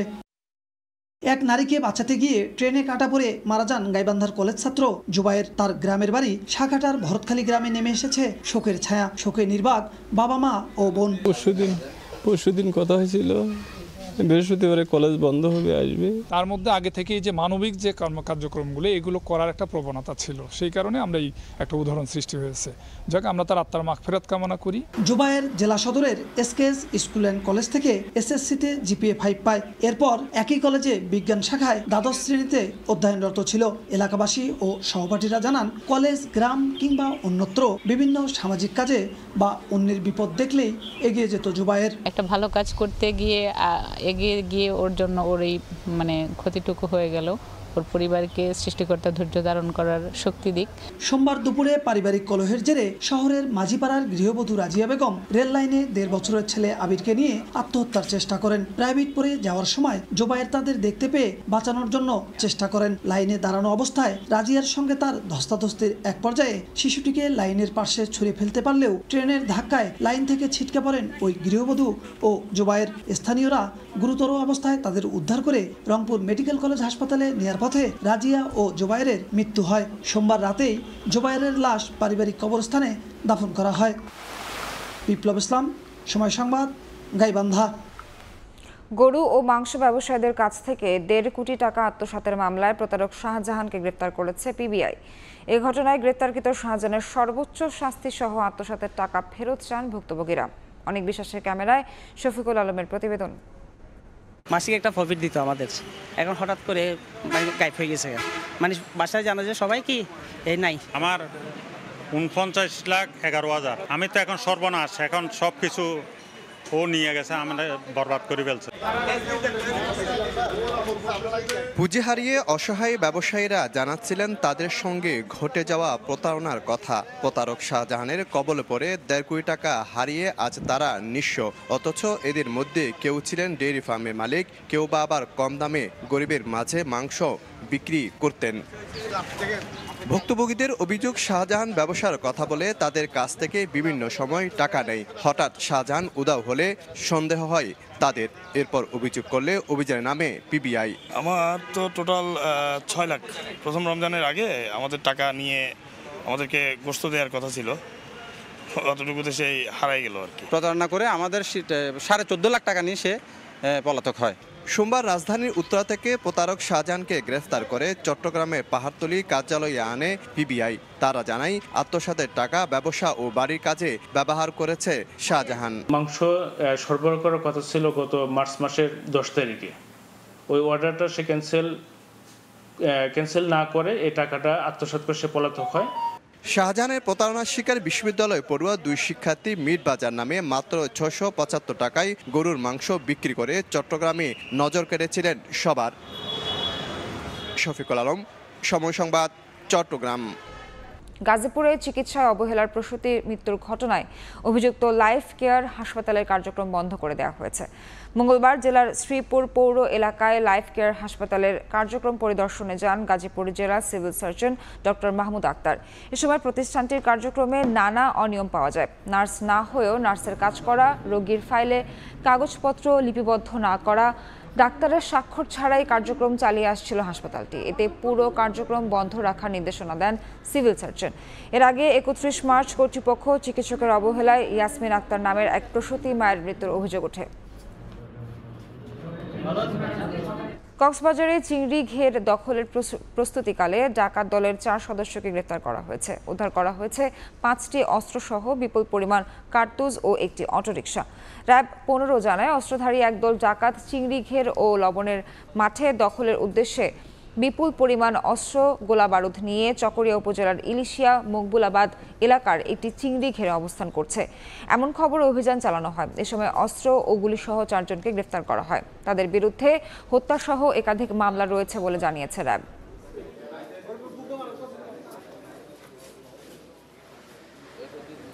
রংপুরের সংঘবদ্ধ ছিনতাইকারী চক্রের 3 সদস্যকে গ্রেফতার করা হয়েছে। উদ্ধার করা হয়েছে ছিনতাই কাজে ব্যবহার করা অটোরিকশা ও ছিনিয়ে নেওয়া নৌকা। গতকাল দুপুরে নগরীর সেন্ট্রাল রোডে নিজ কার্যালয়ে সংবাদ সম্মেলনে এই তথ্য নিশ্চিত করেন রংপুর মেট্রোপলিটন পুলিশের উপকমিশনার আবু মারুফ হোসেন। এ সময় তিনি জানান, গত 30 মার্চ রাত 8:30টার দিকে বেগম রোকেয়া বিশ্ববিদ্যালয়ের শিক্ষার্থী আনোয়ার রহমান লালবাগ থেকে পার্কের মোড় যাওয়ার জন্য অটোরিকশায় ওঠেন। এ সময় অটোর ড্রাইভার সহ 4 জন ওই শিক্ষার্থীকে অস্ত্রের মুখে জিম্মি করে 6,000 টাকা ছিনিয়ে নেয়। পরে অভিযোগ পেয়ে এই ঘটনায় জড়িত 3 জনকে গ্রেফতার করে পুলিশ। লোডশেডিংয়ে উৎপাদন স্বাভাবিক রাখতে ও বিদ্যুতের সাশ্রয় করতে নারায়ণগঞ্জে স্বল্প খরচে 3 মেগাওয়াট বিদ্যুৎ উৎপাদন ক্ষমতা সম্পন্ন সৌর বিদ্যুৎ উৎপাদন প্রকল্প চালু করেছে একটি শিল্প প্রতিষ্ঠান। রূপগঞ্জ উপজেলার ভুলতা এলাকায় জুলস রোবেনটক্স নামে রপ্তানিমুখী একটি পোশাক কারখানার ছাদে সম্প্রতি এই প্রকল্পটি চালু করা হয়েছে। জীবাশ্ম জ্বালানি ব্যবহার না করায় এই সৌর বিদ্যুৎ উৎপাদন প্রকল্প থেকে কোনো ধরনের কার্বন নিঃসরণ হয় না, তাই এটি সম্পূর্ণভাবে পরিবেশ বান্ধব ও সাশ্রয়ী একটি প্রকল্প। সৌর বিদ্যুতের খরচ কম এবং নিরবচ্ছিন্ন বিদ্যুৎ পাওয়ায় যে কোনো উদ্যোক্তা তাদের শিল্প প্রতিষ্ঠানে বিদ্যুতের বিকল্প হিসেবে সৌর বিদ্যুতের প্রতি নির্ভরশীল হতে পারে বলে মনে করেন উদ্যোক্তা প্রতিষ্ঠানটি। ঈদ ও পহেলা বৈশাখ সামনে, তাই সিরাজগঞ্জের তাঁত পল্লীগুলো শাড়ি তৈরিতে ব্যস্ত সময় পার করছে। এবারের উৎসবে তৈরি শাড়িগুলোতে আধুনিক ও শৈল্পিক কারুকার্যে ফুটিয়ে তোলা হচ্ছে হরেক রকমের নকশা। কাজের চাপ বাড়ায় বাড়তি আয়ে খুশি তাঁত শ্রমিকরা। রিঙ্কুকুণ্ডুর রিপোর্ট, ছবি তুলেছে অমৃত সেন। প্রতিবার ঈদের মৌসুম আসলেই কর্মমুখর হয়ে ওঠে সিরাজগঞ্জের তাঁতপল্লীগুলো। এবার ঈদ ও পয়লা বৈশাখ পাশাপাশি হয়, কাজের চাপ বেড়েছে কয়েক গুণ। জেলার সদর, বেলকুচি, শাহজাদপুর, উল্লাপাড়া ও এনায়েতপুরের তাঁতপল্লীগুলো প্রতিদিন ভোর থেকে মধ্যরাত পর্যন্ত মুখরিত থাকছে তাঁত বুনটের খটখট শব্দে। তৈরি হচ্ছে নতুন নতুন ডিজাইনের জামদানি, সুতি জামদানি, কাতান, গ্যাস কাতান, বেনারসি সহ বাহারি রকমের শাড়ি। তাঁতপল্লীগুলোতে ব্যস্ততা বাড়ায় খুশি শ্রমিকরা। কাপড়ে অনেক চাহিদার জন্য কাজ বেশি করা লাগতেছে আর কি। মানে আগে 5 টাকা বানাইতাম, এখন 7-8 টাকা দিন বোনাচ্ছি। আমাদের ব্যস্ততার সময় পার করতেছি এবং মহাজনেরও ব্যবসা খুবই ভালো। ঈদ ও পয়লা বৈশাখ এই দুটো উৎসব পাশাপাশি হয়, বেচা কেনা ভালো বলছেন তাঁত মালিকেরা। এবার যেহেতু রমজান এবং পহেলা বৈশাখ, আমাদের আশা আরো একটু বেশি। আমরা চাই যে আরো ভালো ব্যবসা হবে। মহাজন এবং শ্রমিক দিন রাত পরিশ্রম করতেছি, একটা ভালো কিছুর আশায়। তবে এবছর ব্যবসা ভালো হলেও পিছিয়ে পড়া জেলার ঐতিহ্যবাহী এই শিল্পটিকে টিকিয়ে রাখতে পার্শ্ববর্তী দেশ থেকে শাড়ি আনা বন্ধ করতে সরকারি পদক্ষেপ নেওয়ার দাবি তাঁত ব্যবসায়ীদের। ভারতীয় কাপড় চোপড় যদি না আসে তাহলে আমরা খুব ভালো করতে পারবো। ভারতীয় সুতাও আসুক, ট্যাক্স ফ্রি আমাকে দেওয়া হোক, তাহলে আমরা খুব ভালো করতে পারবো। জেলার তাঁত শিল্পে পাওয়ারলুম ও হ্যান্ডলুম রয়েছে প্রায় 5 লাখ, আর এই শিল্পের সাথে প্রত্যক্ষ ও পরোক্ষভাবে জড়িত প্রায় 10 লাখ মানুষ। রিঙ্কু কুণ্ডু, সময় সংবাদ, সিরাজগঞ্জ। নওগাঁ নারীদের হাতে তৈরি বিশেষ টুপি যাচ্ছে মধ্যপ্রাচ্যে। ব্যয়বহুল হওয়ায় এসব টুপির চাহিদা দেশে তেমন না থাকলেও ওমান, কাতার, আরব আমিরাতে নান্দনিক এসব টুপির ব্যাপক কদর রয়েছে। আর ঈদ এলে বেড়ে যায় চাহিদা। নওগাঁর শতাধিক গ্রামে বিদেশি চাহিদা পূরণে চলছে টুপি তৈরির কর্মযজ্ঞ। তবে শ্রম অনুযায়ী কাঙ্ক্ষিত মজুরি মিলছে না কারিগরদের। নওগাঁ থেকে এমআর রকির রিপোর্ট, ছবি তুলেছেন রকিবুল ইসলাম। গ্রামের উঠানে দলবদ্ধ টুপি তৈরির কর্মযজ্ঞ নওগাঁর ভীমপুর গ্রামে। দরজায় কড়া নাড়ছে ঈদ, তাই দ্রুত এসব টুপি সরবরাহ করতে হবে পাইকারদের কাছে। সুই সুতার নান্দনিক হাতের ছোঁয়ায় বিশেষ ধরনের এই টুপি যাবে মধ্যপ্রাচ্যের দেশে, বিশেষ করে ওমান, কাতার, দুবাই। এসব দেশের জাতীয় টুপি তৈরি হচ্ছে এসব নারীর হাতে। দৃষ্টিনন্দন কারুকাজ হাতে তৈরি এসব টুপি তৈরিতে সময় ব্যয় হয় 2 থেকে 2.5 মাস পর্যন্ত। সংসারের কাজের ফাঁকে নারীরা এসব টুপি তৈরি করে বাড়তি কিছু আয় করেন। তবে মনের মাধুরী মিশিয়ে তৈরি করা এসব টুপির বিদেশে চড়া দরে বিক্রি হলেও সুচ কারিগরদের অভিযোগ, তাদের দেওয়া হয় না কাঙ্ক্ষিত মজুরি। কলেজের পড়াশোনার পাশাপাশি বাসায় আম্মুদের সাথে বা চাচিদের সাথে বসে থাকে আমরা এইগুলো শিল্প টুপির কাজ করি। যা কষ্ট করি টুপির প্রতি যে পরিশ্রম দেই তা অনুযায়ী আমরা কোনো টাকা পাই না। আমরা চাই সরকার যদি আমাদের আরো কোনো ঋণ দেয়, তাহলে আমরা এগুলা এই টুপির পাশাপাশি নকশি কাঁথা সেলাই করা, তারপরে জামাই ফুল উঠানো, তাছাড়া বুটিক হাউস খুলতে পারি। গ্রামের নানা বয়সী নারীদের পাশাপাশি অনেক শিক্ষার্থীও কাজ করেন। প্রান্তিক সুই সুতার এসব কারিগরদের উচ্চতর প্রশিক্ষণ আর সরকারি সহযোগিতা দেওয়ার আশ্বাস জেলা সমাজসেবা অধিদপ্তরের। মধ্যপ্রাচ্য থেকে যারা বায়ার আসবে, তারা যেন সর্বোচ্চ কারিগরি মানসম্পন্ন টুপি পায় এবং তারা ন্যায্য মূল্যে যাদের টুপিগুলো বিক্রি করতে পারে সেই ব্যবস্থা আমরা করব। গ্রামের নারীদের হাতে তৈরি এসব টুপির রয়েছে বাহারি নাম। ছোলেমানি, কলমিলতা, আলিবাবা, প্রজাপতি নামের এসব টুপির প্রকারভেদে প্রতিটা 800 থেকে 1,500 টাকায় পাইকারদের কাছে বিক্রি করেন নারীরা। তবে মধ্যপ্রাচ্যে এসব টুপি বিক্রি হয় 5 থেকে 7,000 টাকা পর্যন্ত। জেলার শতাধিক গ্রামে এসব টুপি তৈরির সাথে জড়িত প্রায় 50,000 নারী সুচ কারিগর। এমআর রকি, সময় সংবাদ, নওগাঁ। চলতি বছর 1,51,000 বিদেশি শ্রমিক নেবে ইতালি সরকার। এরই মধ্যে জমা পড়েছে প্রায় 7 লাখ আবেদনপত্র, এমনটা জানিয়েছে দেশটির স্বরাষ্ট্র মন্ত্রণালয়। তবে শুরুর দিকে যারা আবেদন করেছেন তাদের অনেকেই বাংলাদেশি বলে জানান সংশ্লিষ্টরা। বিশেষজ্ঞদের ধারণা, আগে আসলে আগে পাবেন ভিত্তির স্পন্সর ভিসায় এগিয়ে আছেন বাংলাদেশিরা। মাকসুদ রহমানের তথ্য ও ছবি নিয়ে রিপোর্ট। কৃষি ও শিল্পক্ষেত্রে চাহিদা মেটাতে প্রতি বছর বিশ্বের বিভিন্ন দেশ থেকে লাখো শ্রমিক নেয় ইতালি। 2023 থেকে 2025 সালের ভেতর 4.5 লাখের বেশি শ্রমিক নেওয়ার ঘোষণা দেয় দেশটির সরকার। এরই ধারাবাহিকতায় চলতি বছর 1.5 লাখের বেশি শ্রমিক কোটা নির্ধারণ করে দেশটির স্বরাষ্ট্র মন্ত্রণালয়। গেল 18, 21 এবং 25 মার্চ 3 ক্যাটাগরিতে জমা দেওয়া শুরু হয় আবেদনপত্র। এরই মধ্যে 7 লাখ আবেদনপত্র জমা পড়েছে বলে জানান সংশ্লিষ্টরা। এই 3 ক্যাটাগরিতে আবেদন করেছেন 1 লাখের বেশি বাংলাদেশি। আগে আবেদন করার ভিত্তিতে আগে পাবেন, তারপরও নির্ভর করবে মালিকের অর্থনৈতিক কন্ডিশনের উপরে। যদি মালিকের অর্থনৈতিক কন্ডিশন ভালো হয় সেক্ষেত্রে বিলম্ব হলেও বিজয়ী হওয়ার সম্ভাবনা থাকবে। বাংলাদেশিদেরকে স্পন্সর বা পুলিশের আওতায় আনায় আমরা খুবই কৃতজ্ঞ সরকারের কাছে। ইমিগ্রেশন বিশেষজ্ঞরা জানান, অতীতের স্পন্সর ভিসায় যারা আগে আবেদন করেছেন অধিকাংশ ক্ষেত্রে তারা জয়ী হয়েছেন। আশার বিষয় হলো এবারও বাংলাদেশের অনেকেই এগিয়ে রয়েছেন। তারা দ্রুত আবেদনপত্র দাখিলে সক্ষম হয়েছেন বলেও জানা গেছে। মালিক ও নিয়োগকর্তার কোম্পানির যদি অর্থনৈতিক সক্ষমতা ভালো থাকে তবে কিছুটা বিলম্বে আবেদন করলেও স্পন্সর ভিসা পাওয়ার সুযোগ রয়েছে ইতালীয় আইনে। সময় সংবাদ, ইতালি। ঢাকা প্রিমিয়ার লিগ ক্রিকেটের খবর। নিরুত্তাপ ঢাকা ডার্বিতে সহজ জয় পেল আবাহনী। মোহামেডানকে 8 উইকেটের বিশাল ব্যবধানে হারালো আকাশী নীলরা। শুরুতে ব্যাট করে আবাহনীর বোলিং তোপে মাত্র 190 রান তোলে মোহামেডান। জবাবে জাকির নাইমের জোড়া 50-তে জয়ের বন্দরে পৌঁছে যায় আবাহনী। এদিকে এ জয়ে খুশি হলেও ম্যাচে প্রতিদ্বন্দ্বিতা না হওয়ায় হতাশ আবাহনী কোচ সুজন। ফতুল্লায় ঢাকা ডার্বি, প্রিমিয়ার লিগ ক্রিকেটের সবচেয়ে হাই ভোল্টেজ লড়াই। স্বাভাবিকভাবেই সবার উত্তেজনা ছিল চরমে,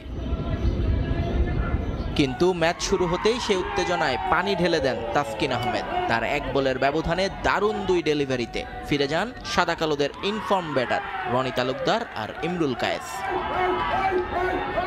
পরে সাকিব এসে ভেঙে দেন মোহামেডানের ব্যাটিং মেরুদণ্ড। তার শিকার রুবেল এবং অঙ্কন। 4 উইকেট হারিয়ে ম্যাচ থেকে ছিটকে যায় বাবুল বাহিনী। তবে মাহমুদুল্লাহ দলের হাল ধরায় কিছুটা রক্ষা মোহামেডানের। একপাশে উইকেট পতনের মিছিল চললেও নিজের জায়গায় অটুট সাইলেন্ট কিলার। 83 বলে খেলেন 54 রানের এক দায়িত্বশীল ইনিংস। পরে আরিফুলের 33, রনির 22 আর রাব্বির 11তে 190 রানের পুঁজি পায় মতিঝিল পাড়ার দলটা। জবাব দিতে নেমে শুরুতেই আউট বিজয়। আগের ম্যাচের সেঞ্চুরিয়ান ফিরলেও বিপাকে পড়েনি আবাহনী। নাইম শেখের সঙ্গে দারুণ এক জুটি করেন জাকের আলী অনিক। দুজনে মিলে মোহামেডান বোলারদের তুলোধুনো করেন। বাউন্ডারির চেয়েও বেশি ছক্কা হাঁকান তারা। নাইম 62 বলে 63 করে ফিরলেও দলকে জিতিয়ে মাঠ ছাড়েন অনিক। স্কোরবোর্ডে তার রান ছিল তখন 78, যার মাঝে ছক্কা ছিল 6টা। এমন জয়ে দারুণ খুশি আবাহনী কোচ। তবে মোহামেডান একেবারেই প্রতিদ্বন্দ্বিতা করতে না পারায় বেশ অবাক হয়েছেন তিনি। আশা করিনি যে ম্যাচ ইজি হবে, but I think the bowlers done a pretty good job. আসলে তাসকিন, সাকিব, তানভীর, সাইফুদ্দিন যারাই বলেছে, মোসাদ্দিক 2 ওভার করেছে, সেটাও বাজে ফ্রুটফুল 2 ওভার।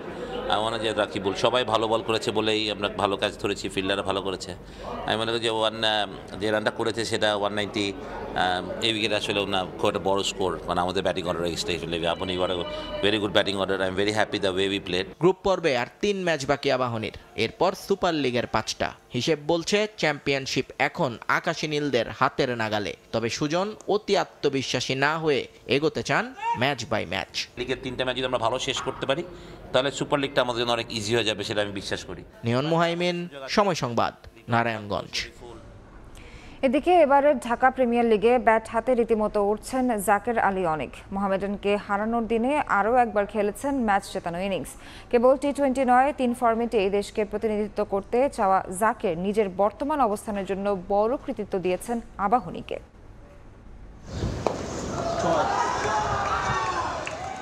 ঢাকা প্রিমিয়ার লিগে টানা তৃতীয় 50। চিরপ্রতিদ্বন্দ্বী মোহামেডানকে হারানোর দিনে ফতুল্লায় জাকের আলী অনিকের উদযাপনটাও তাই ভিন্নধর্মী। বিপিএলের পারফরমেন্সে জাতীয় দলে জায়গা করে নিয়েছিলেন জাকের। এরপর সেখানেও আস্থার প্রতিদান দিয়েছেন এই মিডল অর্ডার ব্যাটার। চলতি ডিপিএলে অবশ্য জাকেরের রোল কিছুটা ভিন্ন। হট ফেভারিট আবাহনীর হয়ে ব্যাট করতে হচ্ছে টপ অর্ডারে। অবশ্য সেখানেও পারফরমেন্সের গ্রাফটা ঊর্ধ্বমুখী।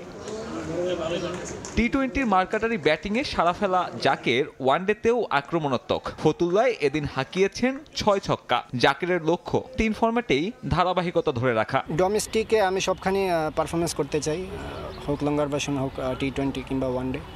আমার চেষ্টা, আমি আমার বেস্ট পারফরমেন্স করব, কনসিস্টেন্সলি মানে রানগুলো করে যাব। কুমিল্লা ভিক্টোরিয়ান্সের হয়ে আলোচনায় আসলেও জাকেরের আসল শুরুটা আবাহনীর জার্সিতে। খালেদ মাহমুদ সুজনের কোচিংয়ে ঘরোয়া ক্রিকেটের নিয়মিত পারফরমারে পরিণত হয়েছেন। ক্যারিয়ারের বর্তমান অবস্থানের জন্য তাই আবাহনীর প্রতি কৃতজ্ঞ এই ক্রিকেটার। ড্রেসিং রুমে তো আমি প্রায় 3 বছর হয়ে গেল। আমি যখন আসি তখন আমি ন্যাশনাল টিমের ধারে কাছে ছিলাম না, তখন আমাকে পিক করা হয়। তো তখনের সাথে যদি এখন মিলান তো মানে অনেক বন্ডিং বেড়ে গেছে সবার সাথে। প্রথমে খুব নার্ভাস ছিলাম, বাট এখন আমার কাছে মনে হয় যে জিনিসগুলো খুব ইজি হয়ে গেছে, সবার সাথে বন্ডিং ভালো। আর ডাগ আউট একদম আমরা খুব ফ্রি থাকি, নর্মাল ক্রিকেট নিয়ে খেলার চেষ্টা করি, নিজেদের বেস্ট খেলার চেষ্টা করি। চলতি ডিপিএলে অন্তত 5 ইনিংস খেলা ব্যাটারদের মধ্যে সর্বোচ্চ গড়ের মালিক জাকের। যদিও আবাহনীর তারকাখচিত টপ অর্ডারের ভিড়ে লম্বা ব্যাটিংয়ের সুযোগ মেলে কালে ভদ্রে। সাব্বির মিথুন, সময় সংবাদ। এ পর্যায়ে শীর্ষ সংবাদগুলো জানিয়ে দিচ্ছি আরেকবার। একটা নাম্বার দিয়ে দুইটা চলে, এটা কি বৈধ? না, এটা তো সম্পূর্ণ বৈধ না, এটা অবৈধ। থাকে আপনার হাতে দিচ্ছে, আমি আপনাদের দিকটা দেখতেছি। সড়কে দাপিয়ে বেড়াচ্ছে অবৈধ বাস, একই নম্বর প্লেটে চলছে একাধিক গাড়ি। অনিয়ম ঢাকতে ঘুষের প্রস্তাব, টাকা দিয়ে সার্জেন্টকে ম্যানেজ করার দাবি মানতে নারাজ পুলিশ। শুরু হলো ঈদযাত্রা, এবারও স্পেশাল ট্রেনের সুবিধা বঞ্চিত রাজশাহীবাসী। বিশেষ ব্যবস্থার দাবি, যমুনা সেতুর সংস্কারে বাড়তি ট্রেন দেয়া অসম্ভব বলছে রেলওয়ে।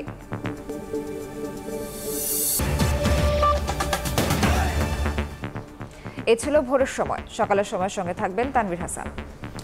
ধন্যবাদ সোহার।